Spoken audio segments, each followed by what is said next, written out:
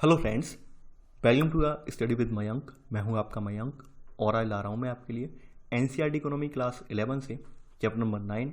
देखिए, यहाँ पर आज हम लोग जो है पर्यावरण और धारणीय विकास के बारे में जानेंगे कि हमारा जो विकास है, विकास की प्रक्रिया में पर्यावरण का क्या योगदान है। हमने जो औद्योगिकरण अपनाया, जिस औद्योगिकरण के बलबूते पर हम आगे आज यहाँ तक हम पहुँच पाए हैं, अपनी अर्थव्यवस्था को यहाँ तक पहुँच पाए हैं, तो उस औद्योगिकरण को हमने अचीव करने में पर्यावरण के कौन कौन से साधनों का दोहन किया है, तो उन सब बातों का इसमें अध्ययन करेंगे। ठीक है, यहाँ पर ये जानेंगे कि पर्यावरण और धारणीय विकास, इसका परस्पर क्या संबंध है, क्या इम्पैक्ट डालता है पर्यावरण एक विकास की अवधारणा पर। ठीक है, तो चलिए स्टार्ट करते हैं आज का वीडियो। देखते हैं मैं क्या क्या यहाँ पर डिस्कस करना है और क्या क्या नोट डाउन करना है। देखिए, वीडियो स्टार्ट करने से पहले आप लोगों से कहना चाहूँगा कि जिन लोगों ने अब तक हमारे नए चैनल रूरल एकेडमी को सब्सक्राइब नहीं किया है वो उसे सब्सक्राइब कर लें। यहाँ पर हमारी डेली करंट अफेयर सीरीज, इसके अलावा एक दिवसीय एग्जाम की टेस्ट सीरीज यहाँ पर आ रही है, तो आप इसे सब्सक्राइब करना ना भूलें। चलिए बात कर लेते हैं धारणीय विकास या स्थायी विकास या निर्वहनीय या निरंतर विकास या सस्टेनेबल डेवलपमेंट।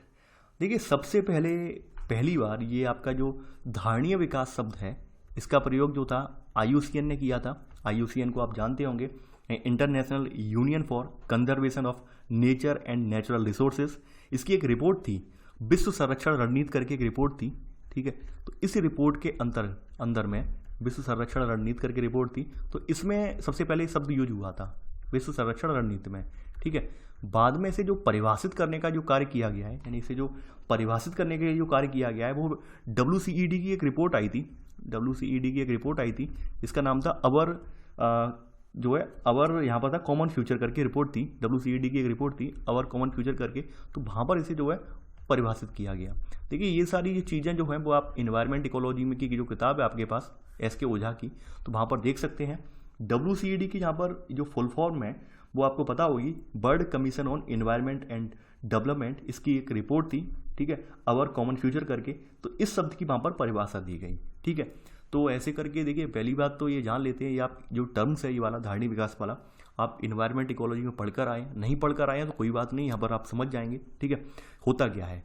देखिए, आप सभी को पता है, जैसा कि आप सभी जानते हैं कि कहीं ना कहीं हम विकास की अवधारणा हमारी जो भी हो, चाहे वो आधुनिक अवधारणा हो या कोई भी अवधारणा हो, उसमें हमें प्राकृतिक संसाधनों की जरूरत पड़ती है। यानी हमें आगे बढ़ने के लिए, किसी भी उद्योग की नींव रखने के लिए, चाहे वो प्राथमिक स्तर का हो, द्वितीयक का हो, तृतीयक का हो, उसमें कह सकते हैं हमें प्राकृतिक संसाधनों की जरूरत पड़ती है। ठीक है, यानी प्राकृतिक संसाधनों को ही हम परिष्कृत परिमार्जित करके अपने अनुरूप विभिन्न जो है चीज़ें बना पाते हैं। ठीक है, चाहे आप अगर कह दें कि सेवा सेक्टर में प्रयोग होने वाला लैपटॉप भी है, यानी लैपटॉप में भी जो तमाम सारी चीज़ें जो लगाई आती हैं, वो बहुत सारे तत्व जो है हमारे पर्यावरण से ही मिलते हैं। ठीक है, सिलिकॉन चिप्स वगैरह जो होती हैं सिलिकॉन वगैरह से मिलती हैं, बहुत सारे तत्व जो हैं, बहुत सारी धातुएं जो उसमें लैपटॉप वगैरह में लगी होती हैं चिप के रूप में, ठीक है, आईसीस के रूप में, तो वो समय पर्यावरण से ही मिलती हैं। तो हम ये नहीं कह सकते हैं पर्यावरण से हमें चीज़ें नहीं मिली हैं। यानी मूलतः हमारी जो प्रगति है, प्रगति में हम जो कुछ भी हम अचीव करने के लिए कोशिश कर रहे हैं, जो कुछ भी हम निर्माण कर रहे हैं, सब पर्यावरण की सहायता से ही कर रहे हैं। ठीक है, अब ऐसे में सवाल ये उठता है कि पर्यावरण से हमें जो संसाधन प्राप्त हो रहे हैं, क्या वो संसाधन हमेशा ऐसे बने रहेंगे? क्या वो संसाधन ऐसा तो नहीं है कि भाई आने वाले दिनों में हमारी जो अंधाधुंध दोहन वाली प्रवृत्ति है, इससे खत्म हो सकते हैं या नहीं हो सकते हैं? तो सवाल साफ है, इन सवाल का एक उत्तर साफ है कि भाई हम अगर अंधाधुंध प्राकृतिक संसाधनों का दोहन करेंगे तो यकीन मानिए एक न एक दिन ये समाप्त हो जाएंगे। तो समाप्त होने से क्या असर पड़ेगा? समाप्त होने से ये असर पड़ेगा कि भाई जो विकास की दौड़ में हम अभी दौड़ रहे हैं, उसमें वाकई में एक विराम लग जाएगा, यानी ब्रेक लग जाएगा। जैसे प्राकृतिक संसाधन खत्म हो जाएंगे तो वाकई में हम विकास की दौड़ में जो आज हम अंधाधुंध तरीके से दौड़े जा रहे हैं, वो हम दौड़ नहीं पाएंगे, रुक जाएंगे। और जब हम विकास की हमारी उस दौड़ पर लगाम लगेगी तो कहीं ना कहीं हमारी अर्थव्यवस्थाएं होंगी, उन पर भी प्रभाव पड़ेगा। ठीक है, तो हमें करना क्या है, यानी कि हमारा जो धारणीय विकास है इसमें होता क्या है? धारणीय विकास में यही होता है कि भाई हमारी जो वर्तमान की ज़रूरतें हैं, यानी हमारी जो वर्तमान की जो हमारी प्रौद्योगिकी से रिलेटेड प्राकृतिक संसाधनों की ज़रूरतें हैं, उनका इस प्रकार से दोहन किया जाए कि भाई हमारे आने वाले भविष्य के जो बच्चे हैं उनको भी प्राकृतिक संसाधनों को देखने को मिल जाए। ठीक है, वो भी प्राकृतिक संसाधनों का जो है उपयोग कर पाएँ। ठीक है, यानी ऐसा ना हो कि हम आने वाले अपने भविष्य के संसाधनों को हम ही यहाँ पर दोहित कर जाएं, हम ही उन संसाधनों को निपटा जाएं और हमारी आने वाली पीढ़ी जो है वो उन संसाधनों का लाभ ही ना उठा पाए। ठीक है, यानी यही मतलब हुआ यहाँ पर कि हम बिना जो है पर्यावरण को नुकसान पहुंचाए, पर्यावरण को एक बैलेंस में नुकसान पहुंचाए, हम अपने विकास की नींव को आगे बढ़ाएं, यानी विकास की जो प्रक्रिया उसको आगे ले जाएं। ठीक है, कहने का मतलब यहाँ पर साफ साफ ये निकल के आता है, यानी विकास को हमें इस प्रकार से करना है कि हमारा जो पर्यावरण है वो भी नुकसान ना हो और आने वाले समय में हमारी जो पीढ़ियाँ हैं उन्हें भी जो प्राकृतिक संसाधन है उनका लाभ उन्हें मिल जाए और वर्तमान में उन संसाधनों से हमारी भी जरूरत पूरी हो जाए। तो ये धारणीय विकास वाली अवधारणा है। ठीक है, जिससे आप लोग जो अवगत हो गए यहाँ पर। अब देखिए यहाँ पर किताब में वही सब चीज़ें लिखी गई हैं। देखिए पहली बात यह है कि यहाँ पर बताया गया है पर्यावरण के बारे में, क्या क्या पर्यावरण है, वही सब बातें हैं। ठीक है, अब देखिए इस जो चैप्टर को यहाँ पर हमने 3 भागों में लेखक ने बांट लिया है। पहले भाग में ये बताएंगे पर्यावरण, इसके कार्य क्या है, भूमिका क्या है। दूसरे भाग में ये बताएंगे यहाँ पर कि भारत में पर्यावरण की स्थिति क्या है। ठीक है, तीसरे भाग में ये बताएंगे धारणीय विकास प्राप्त करने के लिए हमने क्या क्या कदम उठाए हैं। ये तीनों चीज़ें यहाँ पर ही बताएंगे। ठीक है, तो पहले तो हम ये जान लेते हैं पर्यावरण परिभाषा और कार्य, यानी पर्यावरण है क्या। ठीक है, इसकी मानक परिभाषा क्या है और इसके कार्य क्या हैं। देखिए आप सभी को पता होगा कि परिधन आवरण, यानी कि वह आवरण जो हमें चारों ओर से घेरे हुए है, अर्थात वो पर्यावरण है। ठीक है, यानी कि हम जीवधारियों और वनस्पतियों के चारों ओर जो आवरण है उसे पर्यावरण कहते हैं। और 1906 यानी कि पर्यावरण संरक्षण अधिनियम की परिभाषा है, उसके अनुसार भी ये कहा गया है कि पर्यावरण किसी जीव के चारों ओर तरफ से जो है घिरे हुए भौतिक एवं जैविक दशाएं और उनके साथ अंत्यक्रिया को सम्मिलित इसमें किया जाता है। ये जो आपकी पर्यावरण संरक्षण अधिनियम उसकी परिभाषा में ये बात कही गई थी। तो पर्यावरण आप जानते हैं, यानी पर्यावरण की अवधारणा से आप ऐसा नहीं है कि भाई आप अवगत नहीं है या पर्यावरण से आप पहले से पढ़ते नहीं आ रहे हैं, पढ़ते आ रहे हैं। ठीक है, बस हमें उसका आर्थिक मूल्यांकन यहाँ पे करना है, यानी पर्यावरण की जो अवधारणा है उसका जो रिसोर्सेस है उनका यहाँ पर आर्थिक मूल्यांकन इस अर्थशास्त्र के तहत हम करेंगे। ठीक है, यहाँ इस चैप्टर का साफ साफ मतलब है ये। तो यहाँ पर आप ये भी जानते हैं पर्यावरण को हमने 2 घटकों में डिवाइड कर लिया है, जैविक और अजैविक। जैविक में आप जानते हैं सभी जो है पशु पक्षी, पेड़ पौधे, वन, मत्स्य, ये सब जैविक तत्व हैं। अजैविक में आपको पता होगा कि हवा, पानी, भूमि, ये सब अजैविक तत्व, चट्टान और सूर्य की किरण, ये भी जो अजैविक तत्व हैं। ये सब आप बातें जानते हैं। देखिए नहीं जानते हो तो आप यहाँ पर सीख लेना। ठीक है, वैसे मैं तो यही आशा करता हूँ आप पढ़ कर आए हैं, तो यहाँ पर आप पहली हेडिंग यही डाल लेना, पर्यावरण परिभाषा और कार्य, इसकी मूल हेडिंग यही है।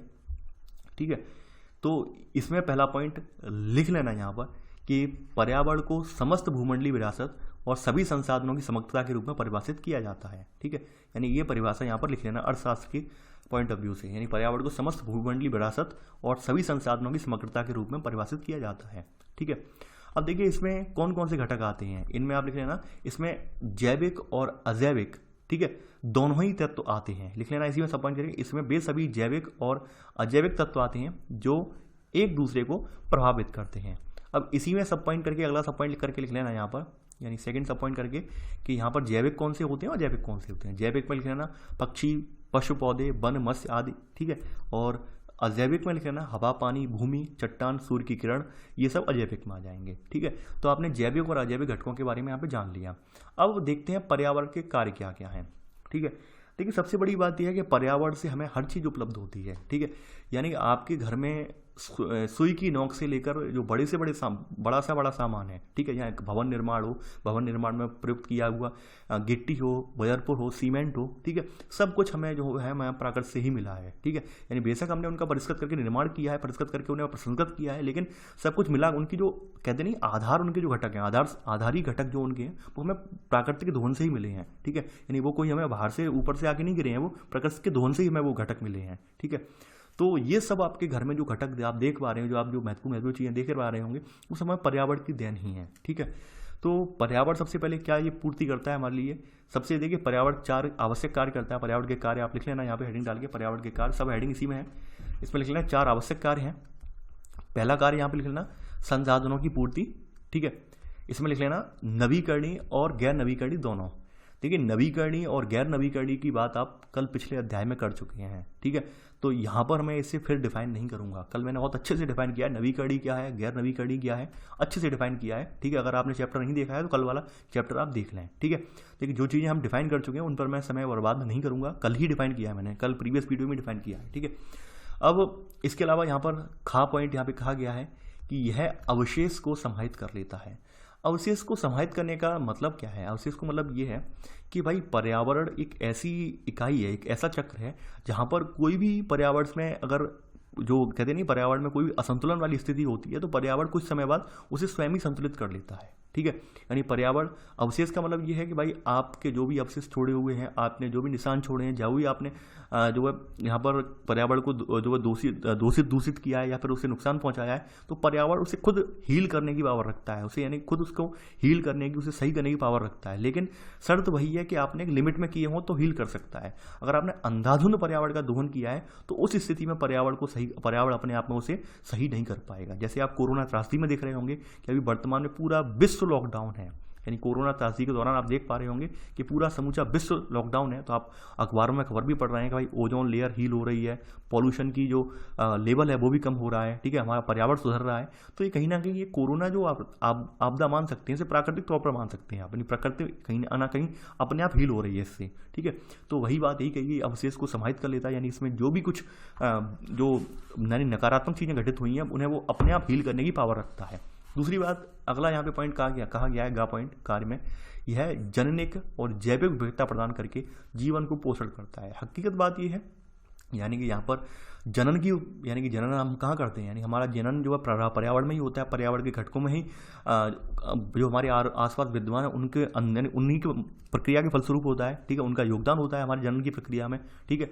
और यहाँ पर जो मौजूद जैविक विविधता है वो कहीं ना कहीं हमारे जीवन को पोषित भी करती है, यानी विभिन्न पेड़ पौधे, विभिन्न प्रकार की वनस्पतियाँ हमारे जीवन को सब ये चीज़ें क्या करती हैं, पोषित भी करती हैं।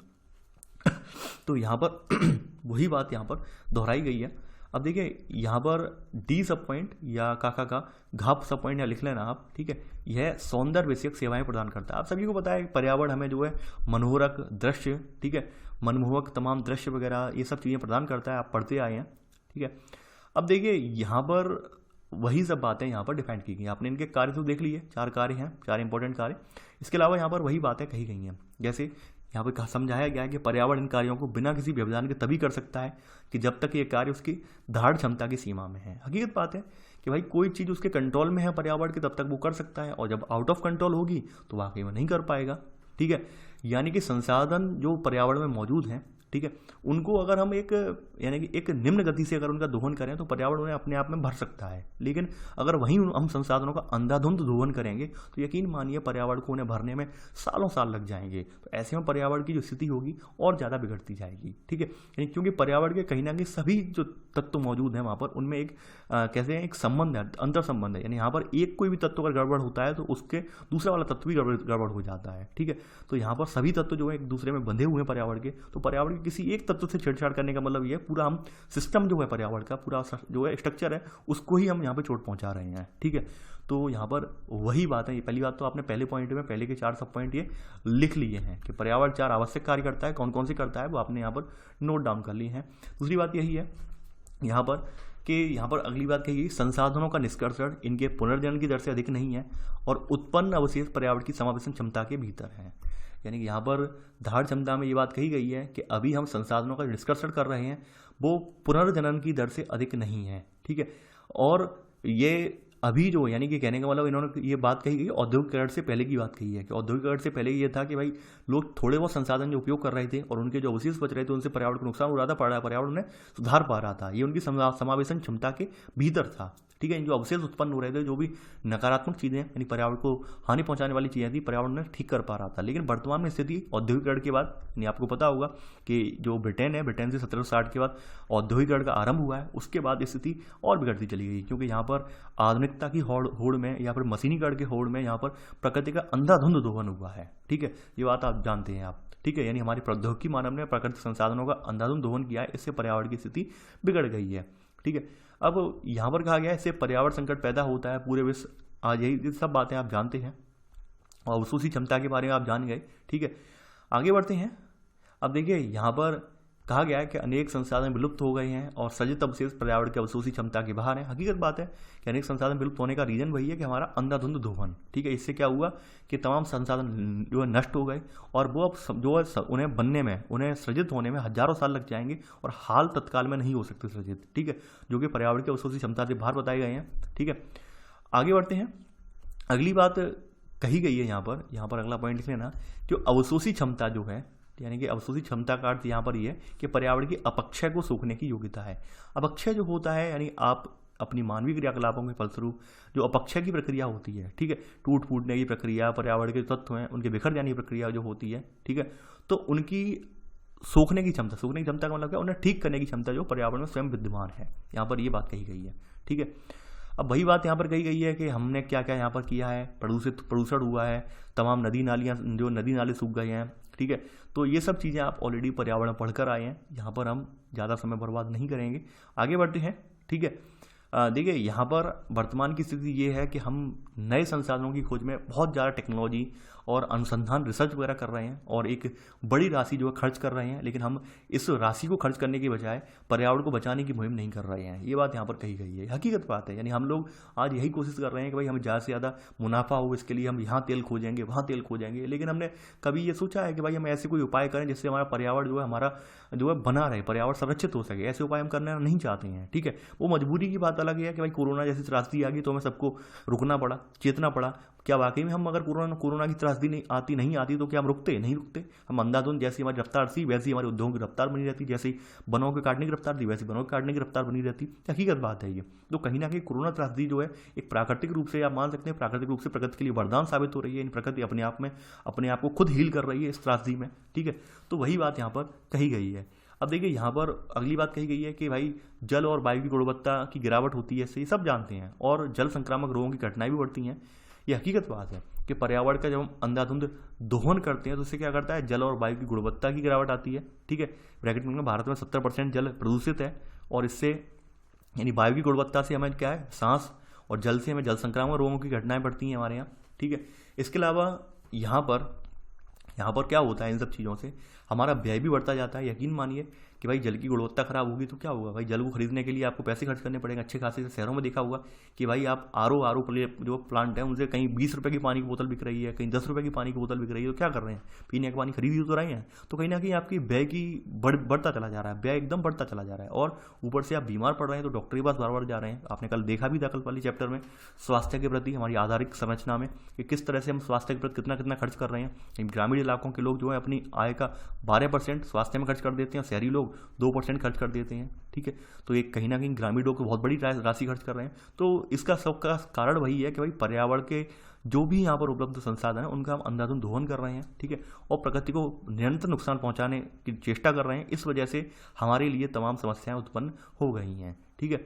अब यहाँ पर वही बात कही गई है कि जब प्रारंभ के दिनों में जब सभ्यता की शुरू हुई थी तो जनसंख्या में यहाँ पर वृद्धि के पूर्व और देशों द्वारा औद्योगिकरण अपनाने से पहले पर्यावरण संसाधनों की मांग, ठीक है, यहाँ पर कम थी। हकीकत बात है कि हमारे यहाँ जो औद्योगिकरण स्टार्ट हुआ था 1660 में, औद्योगिकरण की अवधारणा 18वीं सदी में प्रारंभ हुई, उससे पहले पर्यावरण पर इतना ज़्यादा दबाव नहीं था, पर्यावरण के संसाधनों पर इतना ज़्यादा दबाव नहीं था। यानी पर्यावरण खुद से अपने आप में जो दोहन हो रहा था थोड़ा बहुत, उसका खुद से भरण कर रहा था। लेकिन पर्यावरण जैसे ही यहाँ पर औद्योगिकरण का प्रारंभ हुआ, औद्योगिकरण के बाद यहाँ पर एक विशाल, एक कहते हैं कि पर्यावरण के सम्मुख एक बहुत ही जटिल समस्या खड़ी हो गई। जटिल समस्या ये खड़ी हो गई कि यहाँ पर लोग जो थे अपने मुनाफे के लिए पर्यावरण का अंधाधुंध दोहन करने में लगे हुए थे। उन्हें पर्यावरण को हील करने से, उसे जो सही करने से कोई फर्क नहीं पड़ रहा था, ठीक है।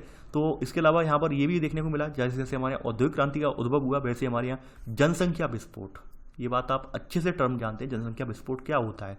लगभग मैं यहाँ पर आज आपका 9वां अध्याय पढ़ा रहा हूँ, और लगभग 8 अध्यायों में से मैंने हर अध्याय में जनसंख्या के बारे में बोला है। रीज़न भी यही है कि सबसे बड़ी समस्या हमारी यही है, ठीक है। यानी हमारी सारी समस्याएं हल हो जाएंगी अगर हमने ये कंट्रोल कर लिया। हकीकत बात है, पर्यावरण सुधर जाएगा, ठीक है। यानी कि हम लोग कर किसके लिए रहे हैं, यानी हम कमा किसके लिए रहे हैं, अपने बच्चों के लिए कमा, यानी अपने बच्चों के लिए, आने वाली पीढ़ियों के लिए। अब वही जो बच्चे हैं, पीढ़ियाँ अगर सीमित हो जाएँ, लिमिटेड हो जाएँ, तो यकीन मानिए हमारी जो प्रवृत्ति है ज़्यादा से ज़्यादा कमाने की, ज़्यादा संग्रह करने की, वो फिर कम हो जाएगी, ठीक है। और हमारी ये मान लीजिए अगर जनसंख्या दबाव बढ़ता रहा, ये सब होता रहा, तो हम क्या करेंगे भाई, ज़्यादा से ज़्यादा संसाधन हमें चाहिए, ज़्यादा से ज़्यादा कमाई का जरिया चाहिए, तो हम पर्यावरण को नुकसान पहुँचाएंगे। तो कहीं ना कहीं हम इस चीज़ पर अगर लगाम लगा दें, जनसंख्या विस्फोट को रोकने की अगर प्रयत्न कर लें, तो यकीन मानिए हमारी सारी समस्याएं दूर हो जाएंगी। अर्थशास्त्र आपका यही कहता है, ठीक है। आगे बढ़ते हैं। तो वही बात यहाँ पे बताई गई है, औद्योगिक क्रांति ने हमें क्या क्या दुष्परिणाम हमें झेलने पड़े औद्योगिक क्रांति के बाद। यानी हम आर्थिक रूप से सक्षम तो हुए, लेकिन हमने औद्योगिक क्रांति के दौरान हमने बहुत सारी चीज़ों को हमने यहाँ पर झेला है, ठीक है। तो यहाँ पर आप नोट कर लेना, यहाँ पर, ठीक है, यहाँ पर नोट कर लेना अगला पॉइंट, यहाँ पर चौथा पॉइंट, जनसंख्या विस्फोट, और जनसंख्या की बढ़ती हुई आवश्यकताओं की पूर्ति के लिए औद्योगिक क्रांति के आगमन से स्थिति बदल गई। ठीक है, यानी कि जनसंख्या स्फोट और जनसंख्या की बढ़ती हुई आवश्यकताओं के लिए क्या आई, औद्योगिक क्रांति आई। औद्योगिक क्रांति आने के फलस्वरूप पर्यावरण पर हमारा दबाव और बढ़ गया। आप समझ जाएंगे यहाँ पर पूरी एक लाइन में ही अर्थ। ठीक है, और इससे स्थिति और क्रिटिकल होती चली गई। तो ये चीज़ यहाँ पर आपने इसका अध्ययन कर लिया है। अब देखते हैं इसके ऊपर यहाँ पर एक तो है यहाँ पर आपका वैश्विक उष्णता यानी ग्लोबल वार्मिंग जिसे हम कहते हैं। ठीक है, ग्लोबल वार्मिंग होती क्या है। ठीक है, देखिए वैश्विक उष्णता का मतलब है कि हमारे पृथ्वी और समुद्र के वातावरण में जो औसत तापमान है इसमें वृद्धि होती है, तो उसे हम ग्लोबल वार्मिंग की संज्ञा देते हैं। ठीक है, और इस सबको प्रभावित करने वाले कारक कौन कौन से हैं, आपकी ग्रीन हाउस इफेक्ट है, यानी ग्रीन हाउस गैसेस हैं जिनमें कार्बन डाइऑक्साइड की सबसे ज़्यादा भूमिका होती है, महत्वपूर्ण भूमिका है। ठीक है, तो हम लोग जो कार्बन डाइऑक्साइड का अपने तमाम तरह के उत्पाद प्रज्वलित वगैरह करते हैं, जलाते वगैरह, उससे क्या कार्बन डाइऑक्साइड उत्पन्न होती है। तो कार्बन डाइऑक्साइड कहीं ना कहीं हमारे धरातल का, हमारी पृथ्वी का तापमान बढ़ाने में एक सहायक होती है, प्रमुख गैस मानी गई है। ठीक है, तो वही बात यहाँ पर कही गई है कि ऐसे करके हमारे यहाँ वैश्विक उष्णता का स्तर बढ़ता चला जा रहा है। ठीक है, आगे बढ़ते हैं। इसमें पहला पॉइंट लिख लेना, हेडिंग डाल के वैश्विक उष्णता करके हेडिंग डाल लेना वैश्विक उष्णता, और इसमें पहला पॉइंट लिख लेना इसी में कि वैश्विक उष्णता औद्योगिक क्रांति से ग्रीन हाउस गैसों में वृद्धि के परिणाम स्वरूप पृथ्वी के निचले वायुमंडल के औसत तापमान में क्रमिक बढ़ोतरी है। ठीक है, निचला वायुमंडल यानी क्षोभ मंडल, आप सभी को पता होगा कि मैंने पढ़ाया भी, एक ट्रिक बताई भी है, छोड़ सब में आया भार। छोड़ सब में आया भार का मतलब क्या हुआ कि सबसे निचला कौन सा है, हमारा क्षोभ मंडल है। ठीक है, यानी क्षोभ मंडल जो है सबसे निचला है, फिर समताप है। ठीक है, सम है, फिर यहाँ पे मध्य मंडल है, ये आप पढ़ चुके हैं। ठीक है, फिर आयन मंडल है।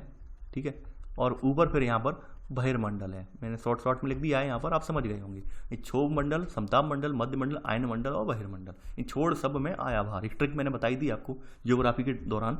ठीक है, तो वहाँ पर आप ये पढ़ चुके हैं।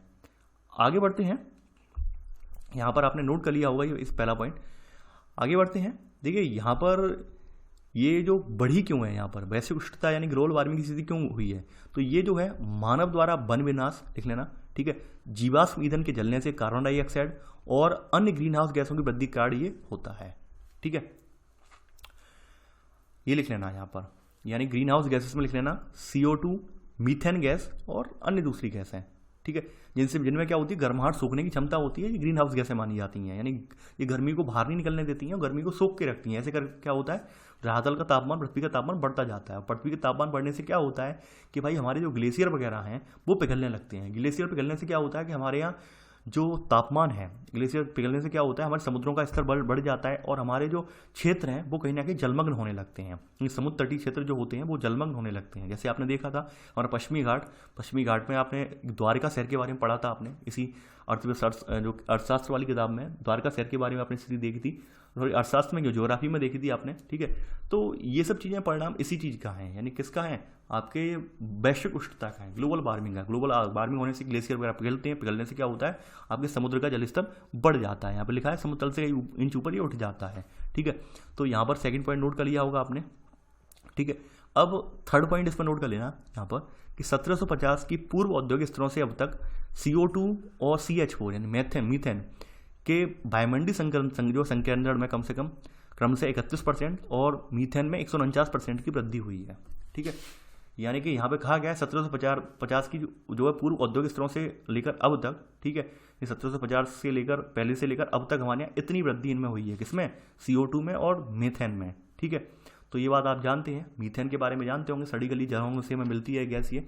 ठीक है, अब देखिए इन सब का दुष्प्रभाव क्या है, यानी जो है वैश्विक तापन का दुष्प्रभाव क्या है, वैश्विक तापन से होता क्या है, ये भी हम यहाँ पे लिख लेते हैं। ठीक है, यानी कि इसके लिख लेना चौथा पॉइंट करके, वैश्विक उष्णता के दीर्घकालीन परिणाम है। ठीक है, ध्रुवीय हिम का पिघलना। ठीक है, उष्णकटिबंधीय तूफान। ठीक है, इसके अलावा लिख लेना प्रजातियों का विलुप्त होना। ठीक है, यानी कि लिख लेना यहाँ पर उष्णकटिबंधीय तूफान, बाढ़ का प्रकोप या समुद्र स्तर में वृद्धि। ठीक है, लिख लेना आप यहाँ पर वैश्विक उष्णता के कुछ दीर्घकालीन परिणाम है, ध्रुवीय हिम का पिघलना। ठीक है, समुद्र स्तर में वृद्धि, बाढ़ का प्रकोप। ठीक है, प्रजातियों की विलुप्ति और उष्णकटिबंधीय तूफान। ठीक है, आदि यहाँ पर इनसे जो है क्रियाएं यहाँ पर आपको देखने को मिलती है, इनके यानी कि परिणाम आपको देखने को मिलते हैं। ठीक है, आगे बढ़ते हैं यहाँ पर। अब देखिए यहाँ पर कहा गया है कि वैश्विक उष्णता जो है, ग्लोबल वार्मिंग, इसमें तत्व कौन कौन से हैं। अभी कोयला तो प्रमुख है ही है, पेट्रोलियम उत्पाद हैं, इन सब में कार्बन निकलता है, कार्बन, मीथेन, नाइट्रस ऑक्साइड, ठीक है, और ओजोन के स्रोत ये निकलते ही निकलते हैं। अब देखिए इनको बचाने की दिशा में हमने कदम उठाया था 1997 में, 5वां पॉइंट, ठीक है। 1997 में क्योटो, जापान में जलवायु परिवर्तन पर एक संयुक्त राष्ट्र सम्मेलन हुआ, जिसमें वैश्विक उष्णता का सामना करने के लिए अंतर्राष्ट्रीय समझौता हुआ, ठीक है। और इस समझौते में औद्योगिकृत राष्ट्रों से ग्रीन हाउस गैसों के उत्सर्जन में कमी करने की यहाँ पर मांग की गई। तो ये 5वां पॉइंट आप लिख लेना। तो यहाँ पर 5वां पॉइंट आपने नोट कर लिया होगा, ठीक है। देखिए ये चीज़ नोट कर ली होगी, ये जो जो यहाँ पर ये हुई थी बैठक ये वाली, जो कि क्योटो प्रोटोकॉल के नाम से फेमस है ये, ठीक है। और ये United Nations framework convention on climate change की ये बैठक थी यहाँ पर, ठीक है। आप देखिए सब लोग EVS में तो ऑलरेडी ये सब चीज़ें डिटेल में पढ़ चुके हैं, ठीक है। तो यहाँ पर मैं इतना डिटेल में नहीं जाऊँगा, यहाँ पर केवल आर्थिक महत्व क्या पड़ेगा, आर्थिक प्रभाव क्या पड़ेगा, वही चीज़ें यहाँ पर बताऊँगा। इसके बाद बात करते हैं ओजोन अपक्षय की, ठीक है। अगली हेडिंग डाल लीजिए, ओजोन अपक्षय। देखिए जैसा कि आप सभी जानते हैं, ओजोन हमारे जो है समताप मंडल में स्थित परत है एक, ठीक है, ओजोन गैस की। तो इसका कार्य क्या है? इसका कार्य ये है कि भाई सूर्य से आने वाली जो हमारी पराबैंगनी किरणें हैं, विकिरण है, उसको रोकना है। इस सूर्य से आने वाले जो पराबैंगनी विकिरण है हमारे लिए बहुत ही ज़्यादा नुकसानदायक होता है, यानी मानवीय जीवन के लिए, साथ ही साथ जो पादप प्लवक वगैरह हैं, फोटोप्लैंक्टन वगैरह हैं, उनके लिए, ठीक है, बहुत ही ज़्यादा हानिकारक होता है। यानी कि अगर ये किरणें अगर सीधी आ जाएँ, ओजोन अगर परत इनके रास्ते में ना पड़े, तो ये हमें त्वचा कैंसर जैसे गंभीर रोग दे जाएंगी, ठीक है। तो इसलिए ओजोन का एक अपना ही महत्वपूर्ण रोल है, ठीक है। अब देखिए यहाँ पर ओजोन जो लेयर है, इसमें अपक्षय का कारण क्या होता है? क्लोरीन और ब्रोमीन के ऊंचे स्तर के यहाँ पर जो तत्व होते हैं, यौगिक होते हैं, वो इसको नुकसान पहुंचाते हैं। उनमें आपका एक आता है CFC यानी क्लोरोफ्लोरोकार्बन्स। इसको खास करके रेफ्रिजरेटर में, एयर कंडीशनर का जो यहाँ पर बोल सकते हैं, ठीक है, एयर कंडीशनर और रेफ्रिजरेटर में से भरा जाता है, ठीक है, कंप्रेसर में इसे भरा जाता है। भरने का रीजन होता है ये इसे ठंडा रखती है, ठीक है। और जब ये वहाँ से निकल के आती है CFC क्लोरोफ्लोरोकार्बन, ठीक है, तो ये हमारे ओजोन परत को नुकसान पहुँचाती है, ठीक है। इसके अलावा एरोसोल प्रोपोलेंट्स होते हैं जो कि आपके अग्निशामक यानी फायर एक्सटिंग्विशर में भरे जाते हैं, ठीक है। तो ये इनमें ब्रोमोफ्लोरोकार्बन होता है, ये भी जो है आपके यहाँ पर जो पर्यावरण के लिए जो आपकी परत है ओजोन, इसको नुकसान पहुँचाते हैं, ठीक है। तो यहाँ पर आप 1 बाय 1 करके नोट कर लेना, ठीक है। यहाँ पर पहला पॉइंट लिख लेना कि ओजोन अब जो है पहला पॉइंट, ओजोन अपक्षय, ब्रैकेट में लिख लेना समताप मंडल में, ठीक है, ब्रैकेट में लिखना समताप मंडल में की समस्या का कारण, यहाँ पे लिख लेना, सॉरी समताप मंडल छोड़ दीजिए, यहाँ लिखा है लाइन में, ठीक है। ऊपर ओजोन अपक्षय की समस्या के कारण समताप मंडल में क्लोरीन और ब्रोमीन के ऊंचे स्तर हैं, ठीक है। इसी में सब पॉइंट, इन यौगिकों के मूल CFC, जिनका प्रयोग रेफ्रिजरेटर और एयर कंडीशनर को ठंडा रखने वाले पदार्थ, ठीक है, या फिर जो है एरासोल लिखा है, एरोसोल होते हैं ये, या एरोसोल प्रोपोलेंट्स में, या तथा अग्निशमन में प्रयुक्त होने वाले ब्रोमोफ्लोरोकार्बन्स में इनका होता है प्रयोग, ठीक है। ये लिख लेना आप यहाँ पर, ठीक है। और इसी में अगला पॉइंट लिख लेना कि ओजोन स्तर के अपक्षय का परिणाम स्वरूप पराबैंगनी विकिरण अल्ट्रावायलेट, ठीक है, अल्ट्रावायलेट रेज जो हैं पृथ्वी की ओर आते हैं, जिनसे मनुष्यों में त्वचा कैंसर, ठीक है, पादप प्लवकों की उत्पादकता में कमी, ठीक है, और जलीय जीवों को भी प्रभावित करते हैं, ठीक है। ये यहाँ पर आप लिख लेना। अब देखिए इसको रोकने के लिए हमने 1987 में एक कन्वेंशन हुआ है हमारे यहाँ, जिसको मॉन्ट्रियल समझौता के नाम से जाना जाता है, ठीक है। तो थर्ड पॉइंट लिख लेना कि यहाँ पर इसके कारण हमें जो है मॉन्ट्रियल प्रोटोकॉल, जिसे मॉन्ट्रियल समझौता के नाम से जाना जाता है 1987 में, ठीक है। तो ये यहाँ पर हुआ था ये, तो यहाँ पर लिख लेना, इसको अपनाना पड़ा। इसके तहत CFC यौगिकों और अन्य ओजोन अपक्षय रसायनों के प्रयोग पर रोक लगाना पड़ा, जैसे कार्बन टेट्राक्लोराइड, ट्राइक्लोरोथेन, ठीक है, और ब्रोमाइन यौगिक तत्व जिन्हें हेलोन कहा जाता है, इनको रोक लगाना पड़ा इस समझौते के तहत, ठीक है। तो ये आप यहाँ पर लिख लेना। आप आगे बढ़ते हैं, यहाँ पर मॉन्ट्रियल समझौते की तो बात हो गई। अब ये सब चीज़ें तो आपने यहाँ पे नोट कर ली हैं। अब बात करते हैं भारत में पर्यावरण स्थिति क्या है। ये हमारी अगली हेडिंग है कि भारत की वर्तमान में पर्यावरण स्थिति क्या है। देखिए आप सभी लोग जानते हैं कि भारत हमारा खनिज संसाधनों से संपन्न देश है, यानी कि आपको अपने ही देश में लगभग सभी तरह की जलवायु देखने को मिल जाएगी। यानी अगर आप जम्मू कश्मीर रीजन में देख लें, उत्तराखंड वाले रीजन में देख लें, तो वहाँ पे आपको पर्वतीय जलवायु मिल जाएगी, पर्वतीय मिल जाएगी, ठीक है। पर्वतीय में टुंड्रा प्रकार की वनस्पति जो होती है वो भी यहाँ पर आपको देखने मिल जाएगी, टैगा वनस्पति भी देखने को मिल जाएगी पर्वतीय प्रदेशों में, ठीक है। इसके अलावा अगर कर्क रेखा पर आए तो आपको उष्णकटिबंधीय जलवायु के भी यहाँ पर लक्षण मिल जाएंगे, ठीक है। तो यानी आपका भारत जो है विविधतापूर्ण दशाओं से भरा हुआ देश है। यहाँ पर सभी प्रकार की जलवायु है, और सभी प्रकार की जलवायु होने के अलावा यहाँ पर विभिन्न प्रकार के खनिज जो हैं हमारे पास उपलब्ध हैं। यानी हमारे यहाँ लगभग विश्व भर में जो भी खनिज पाए जाते हैं उनका अधिकांश भाग भारत में पाया जाता है, ठीक है। वो अलग बात है, कुछ खनिज जो है पहले हमारे समाप्त हो चुके हैं, लेकिन पाए जरूर जाते थे भारत में वो, ठीक है। तो ऐसे करके भारत हमारा खनिज संसाधनों में संपन्न देश है, ठीक है। अब देखिए यहाँ पर आप सभी जानते हैं कि हमारे यहाँ जैसे ही चाहे अंग्रेज आए हों या कोई भी आया हो, तो अंग्रेजों का तो उद्देश्य हमारे यहाँ केवल क्या रहा था कि हमारे यहाँ से औपनिवेशिक काल में केवल और केवल क्रूड जो कच्चा यहाँ पर सामान था उसको यहाँ से निकालना, ठीक है, और उसको प्रसंस्कृत करके पुनः भारत को बेचना। तो ऐसे करके अंग्रेजों ने शुरुआत की थी बहुत सारी चीज़ों की। तो अंग्रेजों ने भी बहुत सारी चीज़ों का दोहन किया भारत में से, ठीक है। जैसे आपने देखा होगा कोलार गोल्ड फील्ड जो है, ठीक है, तो वहाँ से जो सोना निकालने का काम था, हमारे यहाँ वहाँ पे कोलार में सोना अब नहीं है इतना, वहाँ पर सोने के ब्लॉक वगैरह थे वो पहले ही अंग्रेजों ने खाली कर दिए थे, ठीक है। आप अगर यूट्यूब वगैरह पर उसकी वीडियो देखें तो आज भी अंग्रेजों के टाइम के वहाँ पर निष्कर्षण करने वाले प्लांट लगे हुए हैं, सोने को निष्कर्षण करने वाले, लेकिन अब वहाँ पर सोने के ब्लॉक नहीं है, जैसा जो है जियोग्राफी सर्वे वाले बोलते हैं कि अब नहीं है यहाँ पर ब्लॉक, ठीक है।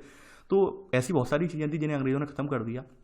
इसके बाद भी हमारे यहाँ देश में जो है काफ़ी सारी चीज़ें ऐसे थे जो बचे हुए थे, अयस्क वगैरह, जिनको हम वर्तमान में आज़ादी के बाद जैसे ही देश आज़ाद हुआ, हमारे जो उद्योग धंधों की आधारशिला रखी गई उसके उपरांत हमने उनका खनन स्टार्ट करवा दिया। तो ऐसे करके हमने अपने औद्योगिकरण की नीति को आगे बढ़ाते हुए भारत के में मौजूद तमाम खनिज संसाधनों का अंधाधुंध दोहन किया, ठीक है। तो उस दोहन से कहीं ना कहीं हमारे जो खनिज संसाधन है उन पर एक गहरा संकट छा गया, क्योंकि संसाधन आपको पता होगा कि नवीकरणीय नहीं है, अनवीकरणीय संसाधन इनमें से काफ़ी सारे संसाधन हैं, ठीक है। यानी हमने जो अनवीकरणीय संसाधन जो है जिनका यानी कि जिनकी पुनर्भरण की दर जो है बहुत मंद थी, उन संसाधनों का अंधाधुंध दोहन कर लिया। तो यकीन मानिए ये सब चीज़ें जो थी पर्यावरण के लिए कहीं ना कहीं एक कहते हैं बहुत नुकसानदायक साबित हुई, ठीक है। तो उन्हीं का यहाँ पर हम अध्ययन करेंगे। अब देखिए यहाँ पर वही बात कही गई है कि हमारे दक्षिण पठार में काली मिट्टी, ठीक है, और अरब सागर, बंगाल सागर, गंगा का मैदान, ये सब आप जानते हैं, ठीक है। भारतीय वनों की बात यहाँ पे कही गई है। तो पहला पॉइंट यहीं से स्टार्ट कर लेना कि भारतीय वन वैसे तो असमान रूप से वितरित हैं, फिर भी वे उनकी अधिकांश जनसंख्या को हरियाली, उसके वन्य जीवन को प्राकृतिक आवरण प्रदान करते हैं, ठीक है। यहाँ पर लिख लेना, यहाँ पर सेकंड पॉइंट देखिए, देश में लौह अयस्क, कोयला और प्राकृतिक अयस्क के यहाँ पर हमारे पास भारी भंडार हैं। अगर हम केवल भारत में लौह अयस्क की बात कर लें, सेकंड का सब पॉइंट है यहाँ पर, ये लिख लेना आप, तो हमारे यहाँ केवल भारत में ही विश्व के समस्त लौह अयस्क का भंडार 20% उपलब्ध है। यानी विश्व में 100% जो लौह अयस्क समूची पृथ्वी पर पाया जाता है उसका अकेला 20% भंडार हमारे भारत में। सोचिए आप, लोहे का इतना बड़ा भंडार है लौह अयस्कों का हमारे यहाँ, ठीक है। इसके अलावा आप ये सब जानते होंगे हमारे यहाँ विभिन्न भागों में बॉक्साइड, तांबा, क्रोमेट, हीरा, सोना, सीसा, ठीक है, भूरा कोयला, मैग्नीज, जिंक, ये सब मिलते हैं। देखिए लिखने से कोई फायदा नहीं है, ठीक है, लिखने से इन्हें कोई फ़ायदा नहीं है, क्योंकि आप ज्योग्राफी में और सभी चीज़ें लिख कर आए हैं। जो इंपॉर्टेंट है आर्थिक दृष्टिगत वो हम यहाँ पर लिखते जा रहे हैं, ठीक है। तो ये आपने नोट कर लिया होगा। आगे बढ़ते हैं। अब यहाँ पर बात कही गई है कि भारत के पर्यावरण के ये दो तरफा खतरा है। दो तरफा खतरा क्या है? एक तो हमारे यहाँ एक विशाल जनसंख्या है, और विशाल जनसंख्या जो है वो गरीबी से ग्रसित है। गरीबी से ग्रसित होने के लिए वो पर्यावरण का अंधाधुंध दोहन कर रही है, यानी अपना लाभ करने के लिए पर्यावरण का अंधाधुंध दोहन कर रही है, ठीक है। और इसके अलावा हमारे यहाँ साधन अच्छे खासे होने की वजह से तमाम औद्योगिक घराने जो अपना जो है पैर पसार रहे हैं, ठीक है। तो इससे हमें एक बहुत ही ज़्यादा जो है गंभीर नुकसान एक हमारे पर्यावरण के लिए बना हुआ है, ठीक है। तो थर्ड पॉइंट आपने नोट कर लिया होगा, यहाँ से लेकर ये नोट कर लेना, ठीक है। देखिए ये सब जो समस्याएं हैं इनसे हमारे यहाँ तमाम गंभीर पर्यावरणीय समस्याएं उनका उदय हुआ है, जैसे वायु प्रदूषण, दूषित जल, मृदा क्षरण, वन्य कटाव, वन्य जीवन की विलुप्ति, ये सब चीज़ें जो है हमारे यहाँ समस्याएं गहरा गई हैं, ठीक है। इन सबसे बड़े हमारे यहाँ आर्थिक रूप से दो कारण हैं। एक तो हमारे यहाँ गरीबी है बहुत ज़्यादा, दूसरी बात जनसंख्या भी है गरीबी के साथ साथ। इसके अलावा हमारे यहाँ साधन संपन्न होने की वजह से औद्योगिक क्षेत्र बहुत तेज़ी से बढ़ रहा है, इसलिए हमारे यहाँ जो पर्यावरण का अवनयन या पर्यावरण प्रदूषण तेज़ी से हमारे यहाँ बढ़ रहा है, ठीक है। तो वो बात यहाँ पर कही गई है। आगे बढ़ते हैं। अब देखिए यहाँ पर कहा गया है कि भूमि के जो क्षरण में हमारे यहाँ जो उत्तरदायी कुछ प्रमुख कारण होते हैं, तो आप वो ऑलरेडी जानते हैं कौन कौन से कारण है भूमि के क्षरण के लिए, अपक्षय के लिए।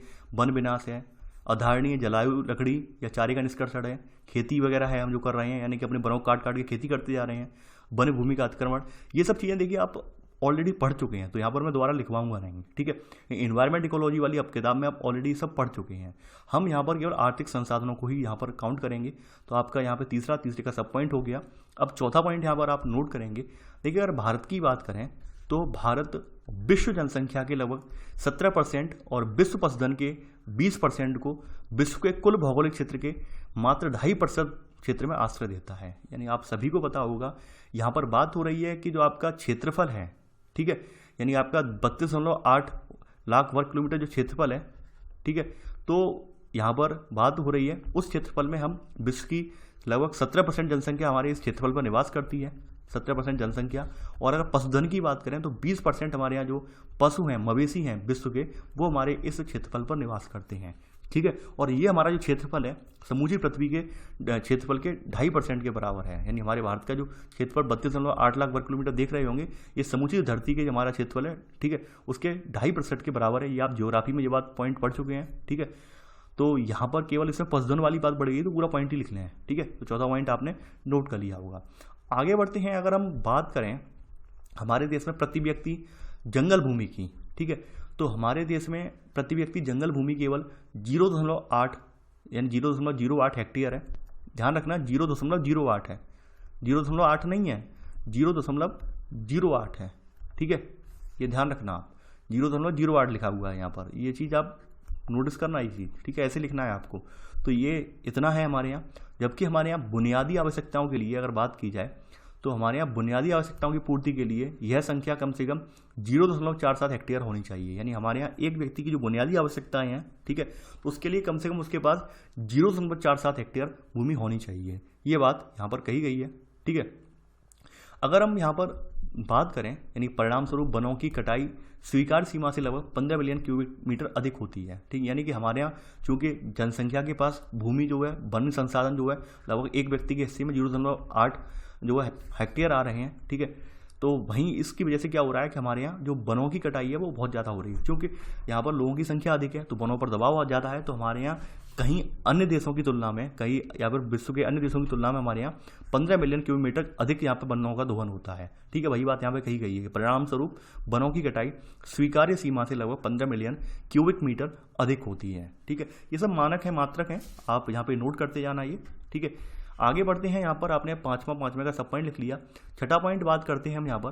देखिए पूरे देश में यहाँ पर एक वर्ष में भूमि का क्षरण, ठीक है, क्षरण का मतलब होता है कि विभिन्न कारकों की वजह से, चाहे आप मान सकते हैं कि वनों का जो हम उन्मूलन कर रहे हैं, वनों को हम लगातार वनों का अंधाधुंध जो काट रहे हैं, या फिर हम जगह जगह पर कृषि के लिए तमाम तरह के हम खेत वगैरह विकसित कर रहे हैं, तो उनकी वजह से हमारे यहाँ भूमि का क्षरण लगातार होता जा रहा है। तब हम मानवीय क्रियाकलाप कर रहे हैं, कंस्ट्रक्शन कार्य कर रहे हैं, ठीक है, तो उनसे हमारे यहाँ जो उपजाऊ भूमि है उसका क्षरण होता जा रहा है, ठीक है। तो ये छठा पॉइंट यही है कि पूरे देश में एक वर्ष में भूमि का क्षरण 5.3 बिलियन टन प्रतिशत की दर से हो रहा है। और इससे देश को प्रत्येक वर्ष 0.8 मिलियन टन नाइट्रोजन, यानी मृदा में मौजूद तत्व हैं ये, नाइट्रोजन, फॉस्फोरस, ठीक है, ठीक है, और 1.8 million ton phosphorus, 26.3 ton potassium का नुकसान होता है। मृदा में मौजूद ये तत्व हैं जो कि किसी पौधे के लिए एक नितांत आवश्यक होते हैं, ठीक है, नाइट्रोजन, फॉस्फोरस और पोटेशियम, ठीक है, तो उनका नुकसान होता है। यानी हमारे यहाँ इतनी जो मिट्टी का जो दोहन हो रहा है आप देख पा रहे होंगे, ठीक है। यानी पूरे देश में एक वर्ष में भूमि का क्षरण बताया गया है 5.3 बिलियन टन प्रतिशत की दर से हो रहा है, प्रतिशत है ये दर, ठीक है। और इससे हमारे देश में कितना नुकसान हो रहा है, यानी 0.8 मिलियन टन नाइट्रोजन, ठीक है, 1.8 मिलियन टन फॉस्फोरस और 26.3 मिलियन टन पोटेशियम का नुकसान होता है, ठीक है। तो ये बात यहाँ पर कही गई है। अगर हम भारत की स्थिति देखें तो यहाँ पर अगली बात बताई गई है कि भारत सरकार के अनुसार, भारत सरकार ये बात कहती है, ठीक है, भारत सरकार ने स्वयं स्वीकार किया है, ठीक है, कि प्रत्येक वर्ष भूमि क्षय से 5.8 मिलियन टन से 8.4 मिलियन तक पोषक तत्वों की क्षति होती है।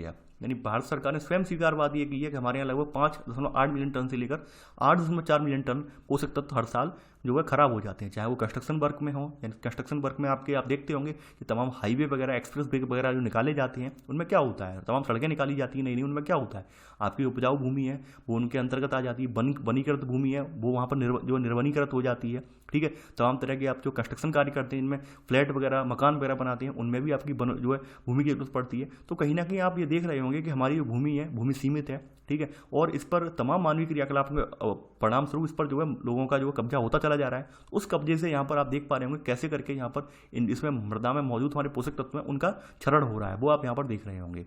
वहीं शहरों की बात कर लेते हैं। शहरों में आपको बताया कि वायु प्रदूषण अपने चरम पर है। इसके अलावा आपके थर्मल पावर प्लांट हैं, ये भी शहरों में थर्मल पावर प्लांट यानी कि जो ताप विद्युत गृह जिन्हें बोलते हैं, जो कोयले से चलने वाले हैं। आपने देखा था कि देश में मोस्टली ताप विद्युत गृह जो है 67% किससे चलते हैं, कोयले से चलते हैं। ठीक, कोयले आधारित संयंत्र है, ताप विद्युत संयंत्र। आपने कल ही चैप्टर में पढ़ा है ये सब चीज़ें। ठीक है, तो ये सब चीज़ें आप ऑलरेडी जानते हैं। ठीक है, अब देखिए अगला आंकड़ा यहाँ पर ये कहता है यहाँ पर कि हमारे देश में मोटर वाहन जो थे इनकी संख्या 1951 में 3 लाख से बढ़कर 2003 में 67 करोड़ हो गई। 2003 तक के आंकड़े दिखाए गए हैं, अभी वर्तमान के ऐड नहीं हुए हैं। ठीक है, और वहीं इसमें बात कही गई है कि 2003 में हमारे यहाँ व्यक्तिगत परिवहन वाहन, जिसमें केवल 2 पहिए और कारें, व्यक्तिगत परिवहन की बात कही गई, इनकी संख्या कुल पंजीकृत वाहनों का 80% थी। यानी 67 करोड़ वाहनों में यहाँ पे बात कही गई 67 करोड़ जो वाहन है, इनमें 80% जो वाहन थे वो घरेलू थे, व्यक्तिगत तौर पर इस्तेमाल किए जाने वाले वाहन थे। 20% वाहन जो थे वो कॉमर्शियल थे, यानी 20% गाड़ियाँ आप कह सकते हैं जो कॉमर्शियल, ठीक है, यानी बिजनेस पर्पज से यूज होने वाली ट्रक वगैरह, ठीक है, या फिर बड़े बड़े जो होते हैं जिनसे माल वगैरह ढुलाई वगैरह होती है वो वाहन थे। ठीक है, ये बात यहाँ पर कही गई है। सबसे ज़्यादा हम पर घरेलू सेक्टर में वाहन है अब वर्तमान में भी। ठीक है, यानी वर्तमान में ये संख्या कम नहीं हुई होगी, वर्तमान में भी घरेलू सेक्टर में भी वाहन ज़्यादा होंगे, व्यक्तिगत परिवहन में ही वाहन ज़्यादा है यहाँ पर। ठीक है, तो ये आपने पॉइंट नोट कर लिया। आगे बढ़ते हैं यहाँ पर। अब औद्योगिक क्रांति के लिहाज से देख लें, औद्योगिक जो है आप डेवलपमेंट के लिहाज से देख लें, तो भारत जो है विश्व का 10वां सर्वाधिक औद्योगिक देश है। यानी भारत को अगर विश्व में अगर औद्योगिक देशों में देख लें तो भारत जो है 10वां सर्वाधिक औद्योगिक देश है। ठीक है, औद्योगिकरण की दृष्टि से, औद्योगिकरण के बढ़ते हुए प्रभाव की दृष्टि से हमारा देश 10वें पायदान पर है। ठीक है, तो आप ये सब चीज़ें आप जानते हैं, आपने लिख ली। हमारे यहाँ देखिए यहाँ पर हमने एक CPCB की स्थापना भी है, केंद्रीय प्रदूषण नियंत्रण बोर्ड की स्थापना भी की है। CPCB की स्थापना भी हमारे यहाँ हुई है। ठीक है, तो CPCB के बारे में पूरा आर्टिकल ये दिया हुआ है, कब स्थापना हुई है, क्या हुई है। ठीक है, तो वो बताया गया है यहाँ पर, तो यहाँ पर आप नोट कर लेना है यहाँ पर। ठीक है, यहाँ पर, ठीक है, देखिए यहीं से नोट कर लेते हैं यहाँ पर। अब आपका कौन सा पॉइंट आएगा, पॉइंट भूल गया मैं तो, 10वां पॉइंट आएगा ये। ठीक है, 10वां पॉइंट ये है कि केंद्रीय प्रदूषण नियंत्रण board CPCB, central pollution control board, ने उद्योगों की 17 श्रेणियों की पहचान बड़े पैमाने पर प्रदूषण फैलाने वाले उद्योगों के रूप में की है। ठीक है, 10वां पॉइंट ऐसे करके लिख लेना। अब इसी में सब पॉइंट लिख लेना भाई, CPCB कब बना है। ठीक है, तो इसी में 10वें का पहला सब पॉइंट लिख लेना कि पर्यावरण समस्याओं से निपटने के लिए सरकार ने 1974 में CPCB की स्थापना की। ठीक है, लिए लिख लेना। इसी में सेकंड सब पॉइंट लिख लेना, CPCB में 10वें का सेकंड सब पॉइंट। इसके बाद राज्य स्तर पर सभी पर्यावरण चिंताओं से निपटने के लिए राज्यों ने अपने अपने जो है बोर्ड बनाए। ठीक है, आगे बढ़ते हैं। ठीक है, यानी कि जो PCB जो से बोल सकते हैं या फिर पॉल्यूशन कंट्रोल बोर्ड इसे बोल सकते हैं। ठीक है, ये करता क्या है, ये वर्तमान में ये करता है, यहाँ पे थर्ड सब पॉइंट ये यही आता है कि जो आपका पॉल्यूशन कंट्रोल बोर्ड है, कचरे और वाणिज्यिक अपशिष्ट जो होते हैं इनके निपटान और उपचार से संबंधित जो नियमावली है, संहिता है और ये गाइडलाइन सूचिका जो है ये तैयार करता है, मार्गदर्शिका ये सूचिका तैयार करता है। ठीक है, ये सब चीज़ें आप यहाँ पर नोट कर लेना है। यानी ऐसे करके आपका CPCB के बारे में अब आपको अलग से लिखने की जरूरत नहीं है, 10वें पॉइंट में ही आपको मैंने लिखवा दिया है। ठीक है, अब देखिए यहाँ पर ये सब चीज़ें देख ली। अब बात करते हैं धारणीय विकास। धारणीय विकास की दिशा में हमने कौन कौन से कदम अपने यहाँ उठाए हैं। देखिए एक बात बता दूं, अब आपको यहाँ पर लिखने से ज़्यादा समझना होगा, लिखने से ज़्यादा यहाँ पर ये चीज़ें आप समझनी होंगी। ठीक है, क्योंकि आप लिख तो भर के चुके हैं, अब यहाँ पर समझना होगा। ठीक है, यहाँ पर धारणीय विकास की बात कही गई है। ठीक है, हेडिंग डाल लीजिए धारणीय विकास। देखिए धारणीय विकास की जो अवधारणा थी, इस अवधारणा पर यहाँ पर संयुक्त राष्ट्र पर्यावरण और विकास सम्मेलन जो हुआ था, UNCED, ठीक है, अंकेड के नाम से जाना जाता है सम्मेलन ये। ठीक है, तो इसमें ये बल दिया गया मूलतः ऐसे जो है पृथ्वी शिखर सम्मेलन की संज्ञा दी जाती है, यानी कि जो आपका UNCED वाला संयुक्त राष्ट्र पर्यावरण और विकास सम्मेलन है, ठीक है, यानी कि इसे जो है संज्ञा जो दी जाती है इस वाले सम्मेलन को, ठीक है, वो United nation conference on environment and development करके ही है, इसे अर्थ समिट की संज्ञा दी जाती है। आपको पता होगा ये 1992 में 1992 में सम्मेलन हुआ था, कहाँ पर, रियो डे जेनेरियो में, ठीक है, यानी ब्राजील की राजधानी रियो डे जेनेरियो में ये सम्मेलन हुआ था, ठीक है, और ये पर्यावरण और विकास पर सम्मेलन था, जिसे अर्थ समिट के नाम से भी जाना जाता है, अर्थ समिट के नाम से भी इसे जाना जाता है, आपको पता होगा ये, ठीक है, ये सब मैं टर्म्स पढ़ा चुका हूँ ऑलरेडी, बता चुका हूँ, अर्थ समिट के नाम से जाना जाता है इसे, ठीक है। तो यहाँ पर टिकाऊ विकास के बारे में एक व्यापक रणनीति बनाने के लिए एजेंडा 21 अपनाया गया था। आपको पता होगा कि हमने यहाँ पर एजेंडा 21 यहाँ पर एक अपनाया था, ठीक है, एजेंडा 21 स्वीकृत की थी इसकी, ठीक है। तो ये धाड़ी विकास में यही बताया गया है कि जिसने हमें इसे इस प्रकार परिभाषित किया है कि ऐसा विकास जो वर्तमान पीढ़ी की आवश्यकताओं को भावी पीढ़ी की आवश्यकताओं की पूर्ति क्षमता का समझौता किए बिना पूरा करे, ठीक है। तो ये इन्होंने यहाँ पे परिभाषा दी थी, जो कि आप नोट कर लेना। अब यहाँ पर इस सम्मेलन से पहले की एक रिपोर्ट थी इसकी, ठीक है, यानी आपकी जो संयुक्त राष्ट्र आपका सम्मेलन था ये, ठीक है, यूनाइटेड नेशन यानी कि ये वाला सम्मेलन जो हुआ था, ठीक है, इसकी एक रिपोर्ट थी, इसे ब्रटलैंड रिपोर्ट के नाम से भी जानते हैं, ठीक है, जिसका टाइटल था आवर कॉमन फ्यूचर, ठीक है, यानी हमारा साझा भविष्य, ठीक है। तो यहाँ पर इन्होंने सबसे पहले सस्टेनेबल डेवलपमेंट की बात कही थी और इसकी परिभाषा दी थी। आपको याद होगा, जैसे मैंने बताया था कि IUCN ने पहली बार इसका इस्तेमाल किया शब्द का, ठीक है, धाड़ी विकास शब्द का, और फिर बाद में परिभाषा जो दी थी वो एक रिपोर्ट इसकी आई थी, कौन सी, आवर कॉमन फ्यूचर के नाम से, ठीक है। तो वहाँ पर इसमें इसकी जो है परिभाषा दी गई थी। देखिए ये चीज़ें आई होप आप लेक्चर के स्टार्टिंग में जब मैंने स्टार्टिंग करवाई थी वो चीज़ें आपने नोट कर ली होंगी, मैं तो यही मान के चल रहा हूँ, ठीक है। इसलिए मैं दोबारा ये सब चीज़ें फिर से कॉपी नहीं करूँगा यहाँ पर और ना लिख पाऊँगा, ठीक है। यानी आप शुरुआत में लेक्चर के स्टार्टिंग में मैं सब चीज़ें बता चुका हूँ, कहाँ से ये उत्पत्ति हुई, कैसे कैसे आगे बढ़ा, ठीक है, तो वो आप लिख चुके हैं। देखिए यहाँ पर एक व्यक्ति हैं जिनका नाम है एडवर्ड बारबियर। इन्होंने सस्टेनेबल डेवलपमेंट यानी धाड़ी विकास की जो परिभाषा है, ठीक है, तो इन्होंने इस पर कहा है कि ये परिभाषा बुनियादी स्तर पर गरीबों के जीवन के भौतिक मानकों को ऊंचा उठाने के संदर्भ में इन्होंने दी है, ठीक है। इसमें इन्होंने आय, वास्तविक आय, शैक्षिक सेवाएं, स्वास्थ्य देखभाल, सफाई, जल पूर्ति इत्यादि के रूप में परिमाणात्मक रूप से इनमें मापा जा सकता है। यानी धाड़ी विकास को इन्होंने जो है बुनियादी जो सेवाएं हैं यानी आधारिक संरचना की जो सेवाएं हैं उन्होंने इस स्तर में इन्होंने इसे जो मापा है धाड़ी विकास को, ठीक है। इन्होंने इस संदर्भ में इसे जो परिभाषित करने की कोशिश की है, ये हम कह सकते हैं यहाँ पर, ठीक है। यानी कि यहाँ पर वही बात कही गई है इनकी परिभाषा, एडवर्ड बियर की परिभाषा के अकॉर्डिंग, ठीक है। यानी इन्होंने कहा है कि धारणीय विकास का अर्थ उस विकास से है जो सभी की, ठीक है, विशेष रूप से बहुसंख्यक निर्धनों की बुनियादी आवश्यकताओं जैसे रोजगार, भोजन, जल, आवास आदि की पूर्ति करे और इन आवश्यकताओं की पूर्ति हेतु कृषि, विनिर्माण, बिजली और सेवाओं की वृद्धि सुनिश्चित करे, ठीक है। तो ये एडवर्ड ये आपके जो हैं बारबियर, इन्होंने अर्थशास्त्र के पॉइंट ऑफ व्यू से परिभाषा दी है। तो सेकंड पॉइंट अब आप नोट कर लेना कि एडवर्ड बारबियर ने, ठीक है, धाड़ी विकास का अर्थ यानी एडवर्ड बारबियर के अनुसार ऐसे लिख लेना, धाड़ी विकास का अर्थ उस विकास से है, ठीक है, जो सभी की, यानी यही परिभाषा लिख लेना, ठीक है, यहाँ से लेकर यहाँ तक, ठीक है। अब देखिए वही ब्रटलैंड कमीशन बार बार, देखिए एक सबसे बड़ी कमी ये मानता हूँ एनसीईआरटी की मैं कि यहीं बता देते हैं कि भाई ये ब्रटलैंड कमीशन की रिपोर्ट थी आवर कॉमन फ्यूचर के नाम से, ठीक है, तो क्या हो जाता। अब अभ्यर्थी को कंफ्यूज करने के लिए अभ्यर्थी पहले यहाँ पर दिमाग लगाए अपना आवर कॉमन फ्यूचर पे, ठीक है, फिर ब्रटलैंड फ्यूचर पर लगाए, ये सबसे बड़ी मुझे बेकार चीज़ लगती है, ठीक है। यानी वही बात फिर यहाँ पर कही, ब्रटलैंड कमीशन ने भावी पीढ़ी को संरक्षित करने पर जोर दिया, ठीक है, ये मुझे बहुत गलत बात लगती है। यानी चाहे तो आप ये मान लीजिए कि इनका पूरे अच्छे तरीके से ऑडिट वगैरह नहीं होता, किताबों का अच्छे से एनालिसिस नहीं किया जाता इन किताबों को, ठीक है, वरना एनालिसिस करते हैं तो यकीन मानिए ये सारी समस्याएं हैं, छोटी छोटी बारीक बारीक पॉइंट हैं वो दूर कर सकते हैं लोग, लेकिन नहीं करना चाहते हैं, ठीक है। तो यहाँ पर वही जैसे ब्रटलैंड कमीशन अगर वहीं ऊपर दे देते तो क्या हो जाता, अब यहाँ पर अलग से रख दिया, वहाँ पर अवर कॉमन फ्यूचर दे दिया, तो वहीं पर कह देते ब्रटलैंड कमीशन की रिपोर्ट थी अवर कॉमन फ्यूचर के नाम से, तो क्या हो जाता, ठीक है। तो ये चीज़ें मुझे बहुत बुरी लगती हैं।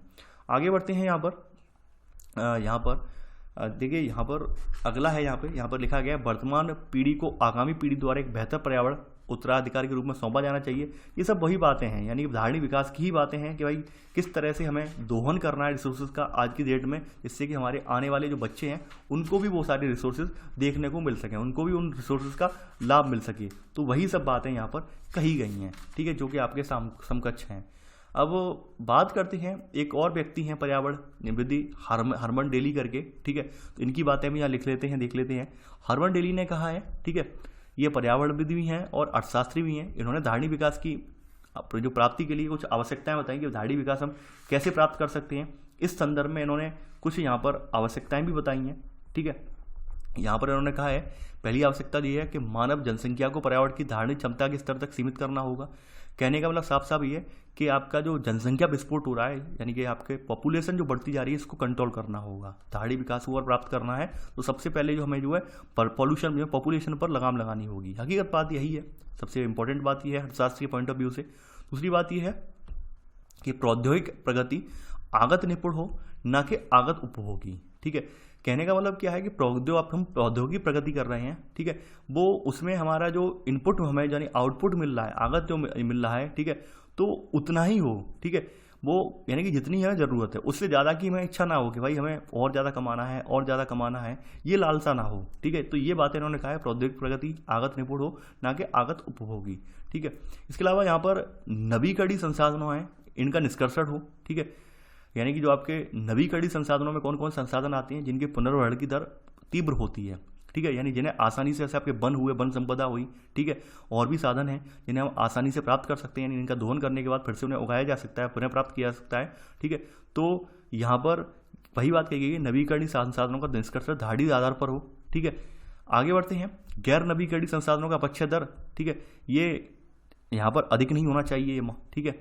तो ये बात इन्होंने कही गई है, यानी हमें अगर धारणी विकास प्राप्त करना है तो ये सब चीज़ें जो आप ऊपर देख चुके हैं वही सब चीज़ें इन्होंने दोहराई हैं, ठीक है। तो वो सब चीज़ें आपने यहाँ पर नोट कर ली होंगी। अब देखिए यहाँ पर एक आंदोलन छूट गया था, उस आंदोलन के बारे में मैं यहाँ पर बताना चाहूँगा। ये चिपको या अपिक्को आंदोलन है। चिपको आंदोलन तो चूंकि आप देख चुके थे उत्तराखंड से स्टार्ट हुआ था, अपिक्को आंदोलन देख लेते हैं, ठीक है। ये चिपको आंदोलन जो था उत्तर भारत में और अपिक्को आंदोलन जो था वो दक्षिण भारत में केंद्रित था, और दक्षिण भारत में इसके प्रणेता, ठीक है, प्रणेता या फिर कह सकते हैं तो वो पांडुरंग हेगड़े थे, ठीक है, पांडुरंग हेगड़े थे। तो यहाँ पर लिख लेना, ठीक है, ये यहाँ पर आप एक लाइन में आप लिख लेना ऐसे, ठीक है। अपिक्को छूट गया था मुझे, अभी याद आया ये, ठीक है। देखिए अपिक्को आंदोलन का अर्थ यानी संदर्भ ये चिपको आंदोलन के जैसा ही है, ठीक है, ठीक है। तो यहाँ पर लिख लेना कि कर्नाटक में ऐसे ही आंदोलन ने जिसका नाम, ठीक है, दूसरा लिया पिक्को, ठीक है, जिसका अर्थ बाहों में भरना था या चिपकना था, ठीक है। तो ये इसके प्रणेता जो थे वो थे कौन से थे, पांडुरंग हेगड़े थे, ठीक है। ये ऐसे करके लिख लेना यहाँ पर। और कहानी पूरी वही दी हुई है कि किस तरह से वहाँ पर पेड़ काटने आए लोग, सलकानी बन के वृक्ष काटे जा रहे थे, तो वहाँ पर 160 स्त्री पुरुष जो आके वो लिपट गए थे, ठीक है, और 6 हफ्ते तक उन्हीं की पहरेदारी करते रहे। बाद में जब वन विभाग के कर्मचारियों ने आश्वस्त कर दिया कि भाई वो ठेकेदार है, वो इन्हें नहीं काटेगा, तब वो फिर पीछे हटे। फिर बाद में आंदोलन जो था दक्षिण भारत में अन्य राज्यों में भी या अन्य जिलों में भी फिर प्रसार इसका हो गया था, ठीक है। तो ये चिपको या पिक्को आंदोलन, इसके प्रमुख प्रणेता आपने जान लिए पांडुरंग हेगड़े, ठीक है। और डेट लिख लेना 8 सितंबर 1983 को ये यहाँ से स्टार्ट हुआ है ये, ठीक है। ऐसे करके आपका ये चिपको या पिक्को आंदोलन जो मेरे छूटा जा रहा था वो अब यहाँ पे आपने लिख लिया, ठीक है। मुझे देखिए कुछ चीज़ें क्या होती हैं पढ़ाते पढ़ाते याद नहीं रहता है मुझे, तो वही चीज़ थी, अभी मुझे अचानक से याद आया कि हाँ भाई ऊपर कुछ छूट गया है, तो वो मैंने यहाँ पर आपको बता दिया। आगे बढ़ते हैं यहाँ पर। अब बात कही है धारणी विकास की रणनीतियाँ।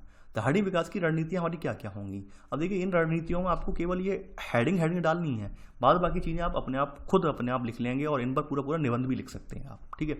मैं केवल एक्सप्लेन करूंगा। पहली रणनीति है यहाँ पर ऊर्जा के गैर पारंपरिक स्रोतों का प्रयोग करना है, यानी कि हमें जो ऊर्जा के परंपरागत स्रोत कोयला हो, लकड़ी हो, ठीक है, या फिर हम पेट्रोलियम का प्रयोग करते आ रहे हैं, उनका प्रयोग नहीं करना है। हमें पर्यावरण हितैषी जो स्रोत हैं, जैसे हमने देखा था कि हमारे जो ज्वारी ऊर्जा है हमारी समुद्र के अकॉर्डिंग, ठीक है, पवन ऊर्जा है हमारी, ठीक है, सौर ऊर्जा है, इसका प्रयोग करें, ठीक है, यानी हमारे नवीन स्रोत हैं ये, ठीक है। इसके अलावा परमाणु ऊर्जा भी पारंपरिक स्रोत नहीं है, ठीक है, गैर पारंपरिक स्रोतों का उदाहरण है, इसका प्रयोग करें। तो ये बात यहाँ पर कही गई है, ठीक है। आगे बढ़ते हैं। यहाँ पर कही गई है, ठीक है, यानी कि वही सब बातें कही गई हैं, जल विद्युत की ये सब बातें ये ऑलरेडी आप पढ़ चुके हैं ये, ठीक है। तो यहाँ पर आप केवल ये डाल लेना है इसमें, धारणीय विकास की रणनीतियों में पहली रणनीति है ऊर्जा के गैर पारंपरिक स्रोतों का उपयोग, ठीक है। तो आप यहाँ पे आराम से लिख सकते हैं, आराम से बता सकते हैं, कोई नई बात नहीं है, आप इतने लेक्चरों में सुनते आए हैं मुझे, आराम से यहाँ लिख देंगे, ठीक है। तो मैं यहाँ पे लिखवाऊंगा नहीं कुछ। सेकंड पॉइंट है ग्रामीण क्षेत्रों में एलपीजी और गोबर गैस को बढ़ावा दिया जाए, ठीक है। गोबर गैस इसे प्राय कंपोस्ट गैस या कंपोस्ट जैसे खाद भी बनती है गोबर गैस से, ठीक है। तो आप जानते हैं एलपीजी लिक्विड पेट्रोलियम गैस, ठीक है। तो लिक्विड पेट्रोलियम गैस जो होती है इसमें कार्बन जो निष्कर्षण की दर होती है बहुत ही न्यून होती है, कम होती है, ठीक है, और पर्यावरण के लिए ज़्यादा नुकसानदायक नहीं होती है। वहीं गोबर गैस जो होती है वो जानवरों से निकलने वाले अपशिष्ट हैं, यानी जानवरों के अपशिष्ट में क्या क्या होता है, गोबर वगैरह होता है, इसके अलावा आपके तमाम तरह के कृषि उत्पाद वगैरह होते हैं, इनकी सहायता से गोबर गैस तैयार की जाती है, ठीक है। और गोबर गैस से क्या होता है, इसका प्रयोग ईंधन के रूप में होता है और ये एक जैविक उर्वरक और का निर्माण भी करता है। गोबर गैस जो होता है इसके अपशिष्ट जो निकलते हैं गोबर गैस के संयंत्र के, ये आप देख पा रहे होंगे ये गोबर गैस प्लांट है, ठीक है। तो यहाँ पर इससे खाद वगैरह भी इससे बन जाती है, बाद में जैविक उर्वरक खाद के रूप में बन जाती है। तो ये कहीं ना कहीं पर्यावरण के लिए हितैषी है। देखिए ये भी बात आप जानते हैं। यहाँ पर आगे बढ़ते हैं। यहाँ पर शहरी क्षेत्रों में सीएनजी का यानी कंप्रेस्ड नेचुरल गैस जो होती है इसका प्रयोग करना, ताकि आपके पेट्रोल और डीजल का प्रयोग है इसका कम हो सके। इसमें भी वही है सीएनजी के प्रयोग में, सीएनजी के प्रयोग से क्या होता है, एक कार्बन जो है यानी कार्बन दहन है, कार्बन की कम मात्रा दहन होती है, कार्बन ज़्यादा नहीं निकलता है, ठीक है। यानी कि हमारे पेट्रोल और डीजल के मुकाबले में सीएनजी में कार्बन के निकलने की दर होती है बहुत कम होती है, ठीक है। तो शहरी क्षेत्रों में आपको ज़्यादातर वाहन वगैरह में सीएनजी चलित होने चाहिए, और वैसे भी आपके एनसीआर वगैरह में सीएनजी चलित वाहनों का प्रचलन भी है, ठीक है। तो वही बात कही गई है। इसके अलावा यहाँ पर बात की गई है हमें धारणीय विकास के अंदर में वायु शक्ति, यानी आप जानते हैं कि हमारे जितने तटीय राज्य हैं वहाँ पर वायु की जो तीव्रता है अच्छी खासी देखने को मिलती है। तो आपने पढ़ा भी होगा, मैंने ज्योग्राफी में बताया था कि आपकी पवन चक्कियाँ वगैरह जो होती हैं वो तटीय राज्यों में ही स्थापित की जाती हैं, ठीक है, क्योंकि वहाँ पर वायु जो है बहुत तीव्र गति से चलती है तटीय राज्यों में जहाँ पर समुद्र है, ठीक है। तो इनके किनारे वायु तीव्र गति से चलती है, तो यहाँ पर पवन चक्कियाँ बड़े आसानी से चल जाती हैं। और पवन चक्कियों में क्या होता है भाई, इनमें बड़े बड़े जो है होते हैं जनरेटर में जो लगा डायनोमा लगा होता है, डायनोमा लगे होते हैं, और डायनोमा क्या करता है, बिजली का उत्पादन करता है, ठीक है। तो ऐसे करके हमें जो है विद्युत का उत्पादन होता है यहाँ पर वायु शक्ति के द्वारा। आगे बढ़ते हैं। यहाँ पर फोटोवोल्टिक सेल यानी कि आपके सौर सेल जिसे बोलते हैं, सौर ऊर्जा जिसे बोलते हैं, ठीक है। इन्हें जो है फोटोवोल्टिक सेल के रूप में भी जानते हैं इन्हें, ठीक है, सौर सेल के रूप में भी इन्हें जानते हैं। तो आप सभी को पता है कि आज हमारे लिए सौर ऊर्जा का महत्व क्या है, ठीक है। यानी सूर्य जो है एक अपार ऊर्जा का स्रोत है, जो कभी ना खत्म होने वाली ऊर्जा का स्रोत अपने आप सूर्य के अंदर समेटे हुए हैं, ठीक है। और ये आप जानते हैं कि ये नाभिकीय संलयन की प्रक्रिया के फलस्वरूप सूर्य में जो है एक अपार ऊर्जा का स्रोत है। ये बात आप ऑलरेडी जानते हैं, ठीक है। आप पढ़ के भी आए हैं, आप कहाँ पढ़ के आए हैं, आप साइंस में पढ़ चुके हैं, ज्योग्राफी वाली अवधारणा में पढ़ चुके हैं। सूर्य जो है निरंतर हमें प्रकाश दे रहा है, उसके पीछे का रीजन क्या है, साइंस क्या है, लॉजिक क्या है, वो आप पढ़ चुके हैं। तो सूर्य से निकलने वाली जो ऊष्मा है, प्रकाश है हमें, ठीक है, तो उस प्रकाश को हम जो फोटोवोल्टिक सेल के माध्यम से जो है इसे हम ऊर्जा में परिवर्तित कर सकते हैं, ठीक है। और ऊर्जा में परिवर्तित करके हम विभिन्न जो हमारे कार्य हैं उनको हम उनमें उसका इस्तेमाल भी कर सकते हैं। अब देखिए सौर सेल का प्रयोग आप जानते होंगे, सौर सेल का प्रयोग आज उन जगहों पर हो रहा है जहाँ पर जो आपकी लाइन है, विद्युत लाइन बिछाना दुष्कर है, यानी विद्युत लाइन बिछाने के लिए वहाँ बहुत हमें जद्दोजहद करनी होगी। तो उससे बेटर ये है कि भाई हम वहाँ पर एक बार सौर सेल का इंस्टॉलमेंट कर दें, तो वहाँ पर उन क्षेत्रों में अपने आप वहाँ पर उन्हें जो है विद्युत की जो संबंधित परेशानियाँ उनकी जो है क्षेत्रों की दूर हो जाएंगी, ठीक है। तो वही बातें यहाँ पर कही गई हैं, ठीक है, यही बात यहाँ पर कही गई हैं। आगे बढ़ते हैं यहाँ पर, ठीक है। इसके अलावा यहाँ पर कहा गया है कि भारत अंतर्राष्ट्रीय सौर गठबंधन नामक एक अंतर्राष्ट्रीय निकाय का भी नेतृत्व कर रहा है। देखिए इन सब के बारे में हम इन्वायरमेंट इकोलॉजी रूरल एकेडमी पर आ रहा है, रूरल एकेडमी पर इन्वायरमेंट इकोलॉजी के लेक्चर जो आ रहे हैं टेस्ट सीरीज वाले, तो रूरल एकेडमी पे आप यहाँ पर पढ़ लेना ये, ठीक है। वहाँ पर मैं ये सब डिफाइन करूँगा, यहाँ पर मैं ये सब चीज़ें डिफाइन नहीं करूँगा, ठीक है। यहाँ पर केवल हम यहाँ पर धारणीय विकास का अर्थव्यवस्था में क्या योगदान है वही मैं यहाँ पर डिस्कस करूँगा, ठीक है। क्योंकि हमें बार बार मुझे वही चीज़ें बातें रिपीट करनी पड़ती हैं, सबसे बड़ी दिक्कत ये है, ठीक है। यानी यहाँ भी पढ़ाऊँ और वहाँ पर भी वही चीज़ें सेम रिपीट करनी है मुझे। अब बात है लघु जलीय प्लांट, यानी हमारे देश में कुछ ऐसी जगह भी हैं जहाँ पर झरने वगैरह या फिर नदियाँ वगैरह निकल के आ रही हैं यहाँ से, ठीक है। तो उन इलाकों में अगर हम लघु जलीय प्लांट लगा दें, यानी बड़े बड़े हाइड्रो पावर प्लांट जो होते हैं वो ना लगाकर छोटे छोटे हाइड्रो पावर प्लांट लगा दें, तो हो सकता है उन छोटे छोटे कस्बों की ज़रूरतें पूरी हो जाएँ, ठीक है। छोटे छोटे कस्बे वगैरह जो हैं उनकी ज़रूरतें पूरी। ये छठा पॉइंट होगा, ये कौन सा पॉइंट है, ये 5वां पॉइंट है फोटोवोल्टिक वाला, और ये छठा पॉइंट था, ठीक है। और लघु जलीय प्लांट लगाने से क्या होगा कि भाई उनकी हम वहाँ पर छोटे से हाइड्रो पावर प्लांट लगा देंगे तो उनसे क्या होगा कि उस कस्बे की या उस ग्रामीण इलाके की ज़रूरतें जो है पूरी होती रहेंगी, ठीक है। इन्हें जो है मूलतः मिनी हाइडल प्लांट, ठीक है, कहते हैं, मिनी हाइडल प्लांट के नाम से जाना जाता है। और ये झरनों की ऊर्जा से छोटी टरबाइन चलाते हैं, लिख लेना इसमें, मिनी हाइडल प्लांट के रूप में जाने जाते हैं, ठीक है, मिनी हाइडल प्लांट। आगे बढ़ते हैं यहाँ पर, ठीक है। अगला है पारंपरिक ज्ञान व व्यवहार। वही बात कही गई है पारंपरिक ज्ञान और व्यवहार की। आप सभी इसके बारे में जानते हैं, लेकिन यहाँ पर मैं लिखवाऊंगा। आप सभी जानते हैं कि हमारा भारत जो है प्राचीन काल से ही ऐसे ही विश्वगुरु नहीं कहला रहा है। विश्वगुरु कहलाने के इसके बहुत सारे पीछे लॉजिक हैं, बहुत सारे रीजन हैं, ठीक है। तो आप सभी को पता है प्राचीन काल से ही हमारे ऋषि मुनि मनीषी, ठीक है, यानी हमारे विद्वान जिन्होंने तपस्या करी, तप किया, तो वो सब पर्यावरण की गोद में जाकर किया। आपने देखा होगा, आप तमाम तरह के जो आप अभी कोरोना की त्रासदी में भी देख रहे होंगे, रामायण महाभारत चल रही है आपकी, ठीक है, तमाम जो आपके सीरियल आ रहे हैं, आध्यात्मिक सीरियल आ रहे हैं, उन्हें देखते भी होंगे। जो ऋषि मुनि हैं वो बिल्कुल एकांत, यानी नगरी सभ्यता से अलग होकर बिल्कुल एकांत में जो है आसन ग्रहण करते थे अपना ध्यान लगाने के लिए, ठीक है, पर्यावरण की गोद में जाकर। तो हमारे यहाँ प्राचीन काल से ही लोग जो है उनका पर्यावरण से हमारे यहाँ जो है संबंध रहा है, ठीक है, यानी एक अच्छा खासा संबंध रहा है, ठीक है। तो यहाँ पर आपके यहाँ पारंपरिक रूप से लोग, भारतीय लोग पर्यावरण के निकट रहे हैं, ठीक है। और पर्यावरण के निकट रहने की वजह से भारतीय लोगों को अपने और पर्यावरण से मिलने वाली बहुत सारे उत्पादों का ज्ञान भी है, ठीक है। आप सभी ये जानते होंगे कि भारत हमारा जो है आयुर्वेद के मामले में प्राचीन काल से ही जो है अपनी एक अलग ही महत्ता रखता है, ठीक है। प्राचीन काल से ही हमारे यहाँ भारत जो है अपनी अलग महत्ता रखता है। आपको पता होना चाहिए कि हमारे यहाँ जब अंग्रेज आए थे तो अंग्रेजों ने यहाँ पर शल्य चिकित्सा जो होती थी, जिसे सर्जरी हम मूलतः कहते हैं, ठीक है, तो सर्जरी की जो हमारे यहाँ प्रक्रिया थी, ठीक है, सर्जरी करने वाले हमारे यहाँ जो डॉक्टर थे उस समय, यानी कि अंग्रेजों की जो किताब वगैरह है, वर्णन है, मैंने इस किताब मैंने एनसीईआरटी में नहीं पढ़ा है, ये चीज़ें कुछ आपकी ऑथेंटिक किताब उनमें मैंने देखा है खुद। तो वहाँ पर जिक्र किया गया एक अंग्रेज के द्वारा कि भाई भारत में शल्य चिकित्सा के कुछ जो केंद्र थे, ठीक है, जिन्हें आप कह सकते हैं आयुर्वेद केंद्र के रूप में, लगभग 15,000 से ज़्यादा थे केंद्र थे। जब अंग्रेजों का हमारे यहाँ आगमन हुआ तो उस समय की बात हो रही है, यानी कि हमारे यहाँ इसका मतलब ये हुआ 15,000 शल्य क्रिया वाले हॉस्पिटल थे उस समय, ठीक है। चाहे वो आप मान सकते हैं छोटे स्वास्थ्य केंद्र थे या फिर आप मान सकते हैं आयुर्वेदिक केंद्र थे, जो भी थे, लेकिन थे हमारे यहाँ, ठीक है। लेकिन अंग्रेजों ने आकर क्या किया कि अपने जो 15,000 केंद्र थे उनको तो बिल्कुल बंद करवा दिया, क्या कि भाई ये तो कुछ जानते ही नहीं है, ये तो मानकों के अकॉर्डिंग ही नहीं है, ठीक है, और अपनी पद्धति को यहाँ पर लाने का प्रयास किया। तो ये कहीं ना कहीं आप जानते हैं अंग्रेजों ने हमारे साथ कैसे करके जासूसी की है और कैसे करके आप सबने ये सब झेला है, आपके पूर्वजों ने, तो वो सब आप ऑलरेडी जानते हैं। यानी हम लोग जो आपके पारंपरिक ज्ञान है, प्राचीन ज्ञान है, इसमें हम पीछे नहीं थे, हम इसमें आगे थे, लेकिन अंग्रेजों ने हमें कैसे इन सब के में पिछड़ा बना दिया, तो वो सब चीज़ें आपसे छुपी नहीं है, ठीक है। आगे बढ़ते हैं यहाँ पर इसमें हम 1 by 1 करके लिख लेना। इसमें पहला पॉइंट कि पारंपरिक रूप से भारतीय लोग पर्यावरण के निकट रहे हैं, ठीक है। अब प्राचीन काल में ये लोग जो रहे हैं ये पर्यावरण के अंग के रूप में रहे हैं, ना कि उसके नियंत्रक के रूप में। प्राचीन काल में लोगों की जरूरतें केवल और केवल क्षुतापूर्ति की थी, पर्यावरण से आर्थिक लाभ कमाना नहीं था, ठीक है। जैसे आज के आप प्रौद्योगिकी मानव का आर्थिक लाभ कमाने का उद्देश्य है कि केवल और केवल धन कमाना है हमें, ठीक है। अगला पॉइंट यहाँ लिख लेना कि भारत बहुत सौभाग्यशाली है, ठीक है, जहाँ औषधि गुण से युक्त पौधों की लगभग 15,000 प्रजातियाँ हैं। देखिए कितने गर्व की बात है, ठीक है। हमारे यहाँ हिमालय की गोद में लगभग 15,000 औषधीय प्रजातियाँ हैं।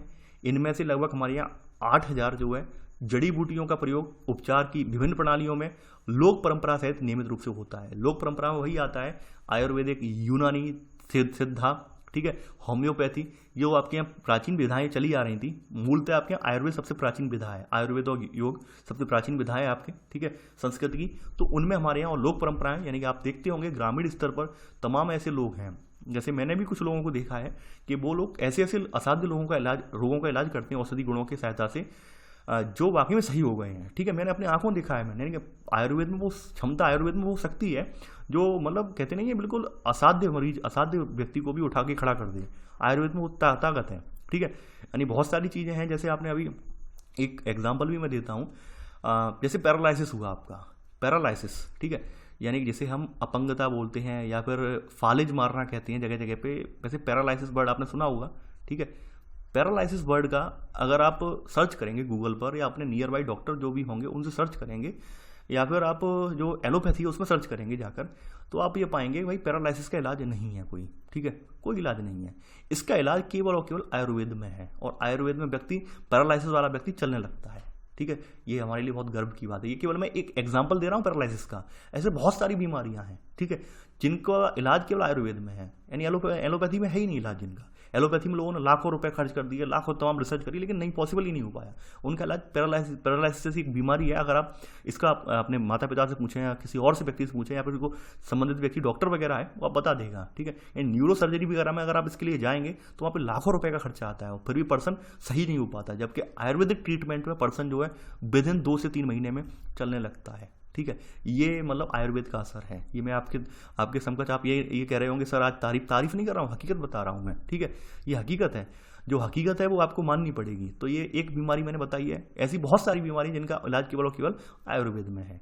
तो कहीं ना कहीं आप सभी जानते हैं कि हमारा पारंपरिक ज्ञान और व्यवहार आज भी हमें आगे ले जा सकता है, लेकिन बशर्ते वही है कि भाई हम लोग इसमें अपना इंटरेस्ट दिखाएं, अपना योगदान दें। ऐसा ना हो कि भाई हम आधुनिकीकरण के दौर में उपेक्षा ही करते जाएं, आधुनिकीकरण के दौर में हम सब कुछ भूल जाएं, हम यही कहें कि अरे हम भारत से हमें कुछ प्राप्ति नहीं हुआ है, भारत बहुत बेकार देश है, ये है वो है। तो इन सब से हमारी जो है विकास नहीं होगा, इन सब से तो हमारे जो नैतिक मूल्य उनका पतन होगा। तो कहीं ना कहीं हम जिस देश में, जिस मिट्टी में हमने जन्म लिया है, तो उस मिट्टी के लिए हमें जो है एक वफादारी वाली भावना हमारे मन में हमेशा रहनी चाहिए, ठीक है।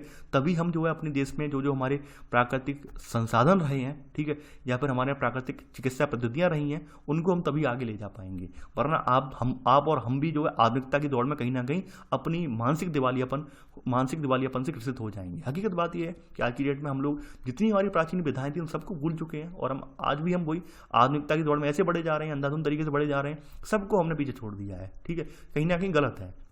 आपने देखा होगा कि पहले के टाइम में क्या होता था, पहले के टाइम में किसी व्यक्ति को फीवर आ जाता था तो वो काढ़ा बना के पी लेता था, ठीक हो जाता था। आज क्या है भैया, आज बहुत आसान है कि काढ़ा कोई नहीं पिएगा, पैरासीटामोल की गोली आसान पड़ती है, गए मेडिकल पर 2 रुपए की या 5 रुपए की पैरासीटामोल खाई, हाँ फीवर गायब हो गया। लेकिन उसका आपका इम्यून सिस्टम पर क्या असर पड़ा, नर्वस सिस्टम पर उसका कितना गंभीर प्रभाव पड़ा, आपने उसका आकलन नहीं किया।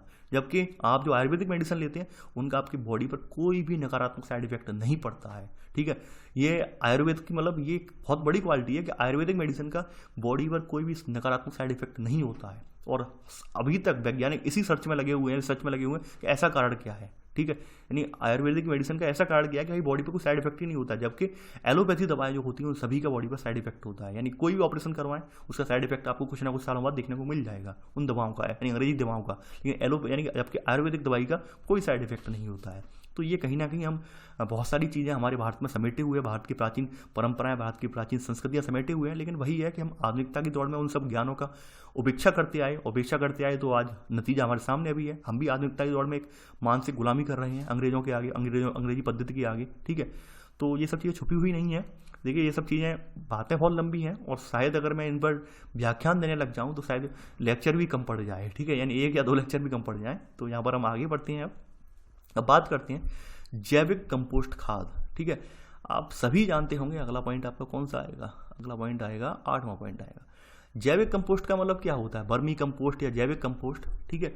इनका मतलब ये होता है जैसे गोबर से बनने वाली खाद होती है, या फिर कृमि होते हैं, केंचुए वगैरह होते हैं, उनकी सहायता से खाद बनाई जाती है, उसे जैविक कंपोस्ट खाद कहते हैं। चूंकि यह खाद जो होती है पूरी तरह से जैविक क्रिया के फलस्वरूप बनती है, ठीक है, तो ये पर्यावरण को कोई भी नुकसान नहीं पहुंचाती। वहीं जो आपकी रासायनिक खाद वगैरह है, यूरिया वगैरह है, ठीक है, डीएपी वगैरह है, ये तत्काल तो प्रभाव तो दिखाती है अपनी फसलों पर, लेकिन एक बहुत ही गंभीर प्रभाव भी छोड़ जाती है, यानी मानवीय जीवन पर और फसलों पर और हमारी मृदा की जो उर्वरता है उस पर एक गंभीर नकारात्मक प्रभाव छोड़कर जाती है, ठीक है। तो आज आप देख रहे होंगे कि रासायनिक प्रदूषण का जो कारण जो है वो आपकी रासायनिक खादें हैं, ठीक है। तो आप यहाँ पर नोट कर लेना कि पिछले 5 दशक में कृषि उत्पादन बढ़ाने की कोशिश में हमने जैविक कंपोस्ट खाद की अवहेलना की और पूरी तरह से रासायनिक खाद का उपयोग करने लगे। यानी आप सभी एक बात तो अनुभव कर ही रहे होंगे कि हमने वाकई में हर चीज़ की अवहेलना की है, अपने प्राचीन ज्ञान, पद्धति, कौशल, आयुर्वेद, ठीक है, भारतीय परंपराएं, सबकी अवहेलना ही तो करते आ रहे हैं हम, और उसका दंश आज झेल रहे हैं कोरोना जैसी त्रासदी में हम आज भी मानसिक रूप से यही कोशिश कर रहे हैं कि एलोपैथी रिसर्च हो जाए, लेकिन आयुर्वेद पर रिसर्च करना नहीं चाह रहे हैं, ठीक है। ये कितनी दुर्भाग्यपूर्ण बात है कि ऐसे टाइम में हमें आयुर्वेद पर रिसर्च करनी चाहिए, लेकिन आयुर्वेद पर रिसर्च ना कर हम किसी देश के डिपेंड नहीं कि भाई WHO तो टीका ढूंढेगा, फलाना देश टीका ढूंढेगा, लेकिन इतने में हम अगर आयुर्वेद पर रिसर्च कर लेते तो यकीन मानिए हम एक दुनिया में फिर से हम मिसाल बनकर कायम हो सकते थे, ठीक है। लेकिन हम ऐसा नहीं कर रहे हैं। अब यहाँ पर है क्या, यहाँ पे कंपोस्ट खाद में वही सेकंड पॉइंट है, ये केंचुए जो हैं वो सामान्यतः कंपोस्ट खाद प्रक्रिया की अपेक्षा तीव्रता से जैविक वस्तुओं को कंपोस्ट में बदल सकते हैं। यानी केंचुओं का प्रयोग किया जाता है जिनकी सहायता से ये खाद तैयार की जाती है। ठीक है, आगे बढ़ते हैं। अब यहाँ पर जैविक कीट नियंत्रण। ठीक है, अब देखिए यहाँ पर धाड़ी विकास में हमारी कृषि संबंधित एक बात लिखी है। जैविक कीट नियंत्रण का मतलब क्या है? बात यह है, आप सभी को पता है, हरित क्रांति के फलस्वरूप हम लोगों ने हाई यील्ड वैरायटी वाले बीजों का इस्तेमाल किया। उन बीजों के आने से हमें क्या हुआ, हमें अधिक मात्रा में रासायनिक खाद इस्तेमाल करनी पड़ी, अधिक मात्रा में जल भी हमें इस्तेमाल करना पड़ा। उससे हमारे देश में तमाम जैविक कीट पतंगे जो थे इनका उद्गम हुआ, तमाम ये सब उत्पन्न हो गए। ठीक है, तो जैविक कीट पतंगे जो होते हैं वो कहीं ना कहीं हमारे मानवीय जीवन के लिए या फिर फसलों के लिए नुकसानदायक होते हैं। इसके लिए फिर हमने तमाम तरह के कीट नियंत्रक रसायन वगैरह हमने बनाए।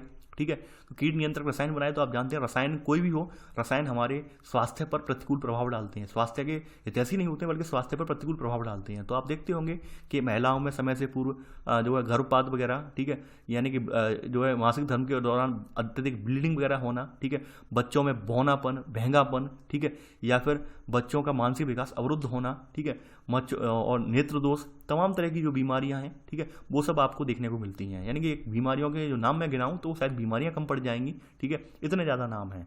वो सब बीमारियां होती किन से हैं? होती इन्हीं सब चीज़ों, आपकी कीटनाशकों के प्रयोग से हैं। यानी क्योंकि जैविक कीट नियंत्रण के तहत आप जो है तमाम तरह के रसायन वगैरह का प्रयोग करते हैं, और रसायन जो होते हैं वो हमारे स्वास्थ्य पर कहीं ना कहीं प्रतिकूल प्रभाव डालते हैं। ठीक है, तो प्रतिकूल प्रभाव डालने की वजह से यहाँ पर हमारे जीवन में उनसे जो है तमाम जो है बीमारियां जो है से ग्रसित हो जाता है। ठीक है, तो वही बातें यहाँ पे बताई गई है। अब देखिए यहाँ पर कहा गया है, यहाँ पर जैविक कीट नियंत्रण में देखिए यहाँ पर कहा गया है कि अगर जैविक कीट नियंत्रण करना है तो हमें पौधों पर उत्पाद पर आधारित कीटनाशकों का प्रयोग करना होगा। हमने जो प्राकृतिक रूप से हमारे कीटनाशक थे उनका अगर हम प्रयोग करें तो हमें कोई दिक्कत नहीं होगी। ठीक है, जैविक कीटनाशकों में रासायनिक को तो आप जानते ही हैं, रासायनिक होते हैं, लेकिन अगर जैविक में जैसे आपने देखा हुआ नीम की पत्तियाँ, नीम का दातून, नीम की पत्तियां, ये जैविक कीटनाशक मानी जाती हैं। यानी नीम के पेड़, ठीक है, यानी कि यहाँ पर लिख लेना इसमें सब पॉइंट कि नीम से अनेक प्रकार के कीट नियंत्रक रसायन बनाए गए हैं और इनका उपयोग हो रहा है वर्तमान में। ठीक है, आपने देखा होगा नीम लेपित यूरिया, यानी सरकार जैविक प्रक्रम को बढ़ाने के लिए यूरिया पर नीम लेपन की प्रक्रिया भी हमारे यहाँ अनिवार्य कर दी है। यानी मोस्टली यूरिया की सारी कंपनियां जो है, यानी मार्केट में आपकी जो यूरिया की बोरी बिकती है, यूरिया जो खाद है आपकी, उस पर आपने देखा होगा नीम लेपित यूरिया। ठीक है, नीम लेपित यूरिया लिखा हुआ आता है, आप देख सकते हैं। नहीं देखना, अगर आपको किसान नहीं है तो अपने आसपास कोई खाद बीज की दुकान हो, वहाँ पर जाना, बोरी पर आप देख लेना। ठीक है, ये देखिए प्रैक्टिकल जो है मैं बता दे रहा हूँ, क्योंकि शहरी लोग जो होंगे उन्होंने नहीं देखा होगा, ग्रामीण लोग जानते हैं ये चीज़ें। ठीक है, तो सरकार इसी दिशा में कदम उठा रही है ताकि इन सब जो चीज़ें हैं ये हमारे स्वास्थ्य पर गंभीर प्रभाव न डालें, इसलिए कदम उठा रही है। इसके अलावा आपने ये भी पढ़ा होगा अब जो है एनवायरमेंट इकोलॉजी में कि आपके जो तमाम तरह के जीव हैं, जैसे सांप हुआ, ठीक है, चूहे हुए, ये किसानों के मित्र माने जाते हैं। ये इसलिए मित्र माने जाते हैं कि सांप चूहे जो होते हैं अनेक कीड़ों को खा जाते हैं, जैसे उल्लू हुआ, मोर हुआ, ठीक है, ये कीटों का भक्षण कर जाते हैं। तो अक्सर करके प्रश्न आपका एनवायरमेंट इकोलॉजी में पूछा जाता है कि इनमें किसान मित्र कौन है। यानी 4 जानवर दे दिए, 4 जीव जंतु दे दिए, उन्होंने पूछा कि इनमें किसान मित्र कौन से हैं। तो ये सांप, चूहे, उल्लू, मोर, ये सब किसान जो है मित्र माने जाते हैं, क्योंकि ये तमाम तरह के कीट पक्षी जो पतंगे होते हैं उनको खाकर साफ कर देते हैं। छिपकली भी इनमें उपयोगी मानी जाती है। ठीक है, तो वही बात यहाँ पर कही गई है। तो आप ये सब बातें पढ़ चुके हैं, लिख चुके हैं। ठीक है, और इसी के साथ आपका जो है चैप्टर यहाँ पर कंप्लीट हो जाता है। आशा करता हूँ आपको ये चैप्टर पसंद आया होगा। देखिए, आप लोग इस चैप्टर को लाइक शेयर करना बिल्कुल भी ना भूलें। ठीक है, इसके अलावा धारणी विकास के लिए देखिए मैं आप लोगों से पर्सनली भी कुछ बातें कहना चाहूँगा कि हम लोग केवल पर्यावरण या अर्थशास्त्र पढ़ लेने मात्र से हमारे लिए काम नहीं चलेगा, हमें उन प्रावधानों को, उन उपबंधों को अपने ऊपर अप्लाई भी करना होगा। ठीक है, यानी पढ़ने मात्र से काम नहीं चलेगा। हम केवल हमारा उद्देश्य केवल यही नहीं होना चाहिए कि हम केवल पढ़ ले रहे हैं, उससे पढ़ के हम पास हो जाएंगे, जॉब ले लेंगे और बात खत्म हो गई, फिर हमें कोई मतलब नहीं है, फिर अंधाधुंध हम दोहन करेंगे प्रकृति का। देखिए, आज आप जो कोरोना पैंडेमिक देख रहे हैं वो हमारी ही देन है। ठीक है, यकीन मानिए हम लोगों की ही देन है। हम लोगों की जो गलत खान पान, गलत तरीके से रहन सहन, ये हमारी ही देन है। यानी आपकी स्वास्थ्य से संबंधित, स्वच्छता से संबंधित जो आपकी गंदी आदतें थी, ठीक है, उनके फलस्वरूप कोरोना उपजा है। ठीक ठीक है। और देखिए कैसे आप लोगों ने इतने दिनों में आदतें अपनी सुधार ली। अब आप देख रहे होंगे दिन में आप 4-4, 5-5 बार हाथ धो रहे होंगे, ठीक है। क्यों धो रहे हैं? अब आपको लगने लगा कि भाई कहीं वायरस ना आ जाए, कहीं वायरस से हम ग्रसित ना हो जाए, ठीक है। तो हमें अपनी आदतें सुधारनी होंगी और साथ ही साथ पर्यावरण का भी हमें अंधाधुंध दोहन नहीं करना है, उसे बचाना है। यानी पर्यावरण होगा तो हम होंगे, और पर्यावरण ही नहीं होगा तो यकीन मानिए मानवीय जीवन, मानवीय सभ्यता भी नहीं होगी, ठीक है। तो इसलिए आप पैसे की दौड़ में इतने आगे ना निकल जाएं कि भाई पर्यावरण को ही आप भूल जाएं, ठीक है। यानी पर्यावरण हमारा जो है, प्रकृति जो है, प्रकृति को आप सभी जानते हैं, हम लोग सदियों से माँ के रूप में से संपोषित करते हैं, यानी माँ के रूप में हमने इसे जो है माँ का दर्जा देते आए हैं, ठीक है। तो यकीन मानिए उस माँ ने हमें जो है सदियों से हमें जो है विभिन्न उत्पाद दिए हैं, यानी हमारा जीवन जो है आज हम सुलभ हो पाया है वो उस प्रकृति की देन है, ठीक है। तो हम सब यही संकल्प लें कि भाई प्रकृति को हमें नुकसान नहीं पहुंचाना है, ज़्यादा से ज़्यादा उपाय हमें ऐसे करने हैं जिससे प्रकृति को नुकसान ना पहुंचे, ठीक है। तो इसी के साथ मैं अपनी वाणी को विराम देता हूं और आपका ये चैप्टर यहाँ पे कंप्लीट हो जाता है। इसके बाद केवल और केवल आपका एक चैप्टर अंतिम यहाँ पे और बचेगा, चैप्टर 10, वो कल उसका वीडियो कंप्लीट हो जाएगा। इसी के साथ हमारी क्लास 11th वाली जो आपकी जो इकोनॉमी थी वो कंप्लीट हो जाएगी, ठीक है। और आपको इस चैप्टर के उपरांत इस चैप्टर से संबंधित जो यहाँ पर MCQ वाला वीडियो है उसका लिंक मैंने आई बटन पे यहाँ पे दे दिया है। इसके अलावा उसका लिंक मैंने डिस्क्रिप्शन बॉक्स में भी दे दिया है, तो इसके बाद आप MCQ वाला वीडियो देख सकते हैं, ठीक है, जिसमें आप पता कर पाएंगे आपने इस चैप्टर से कितना सीखा है, ठीक है। आप लोग वीडियो को लाइक शेयर करना बिल्कुल भी ना भूलें ताकि हमारे नए अभ्यर्थी जो हैं जिन्हें इस चैनल के बारे में पता नहीं है उन्हें भी इस चैनल के बारे में पता चल सके। तो चलिए आज के लिए बस नहीं। Thanks for watching. जय हिंद।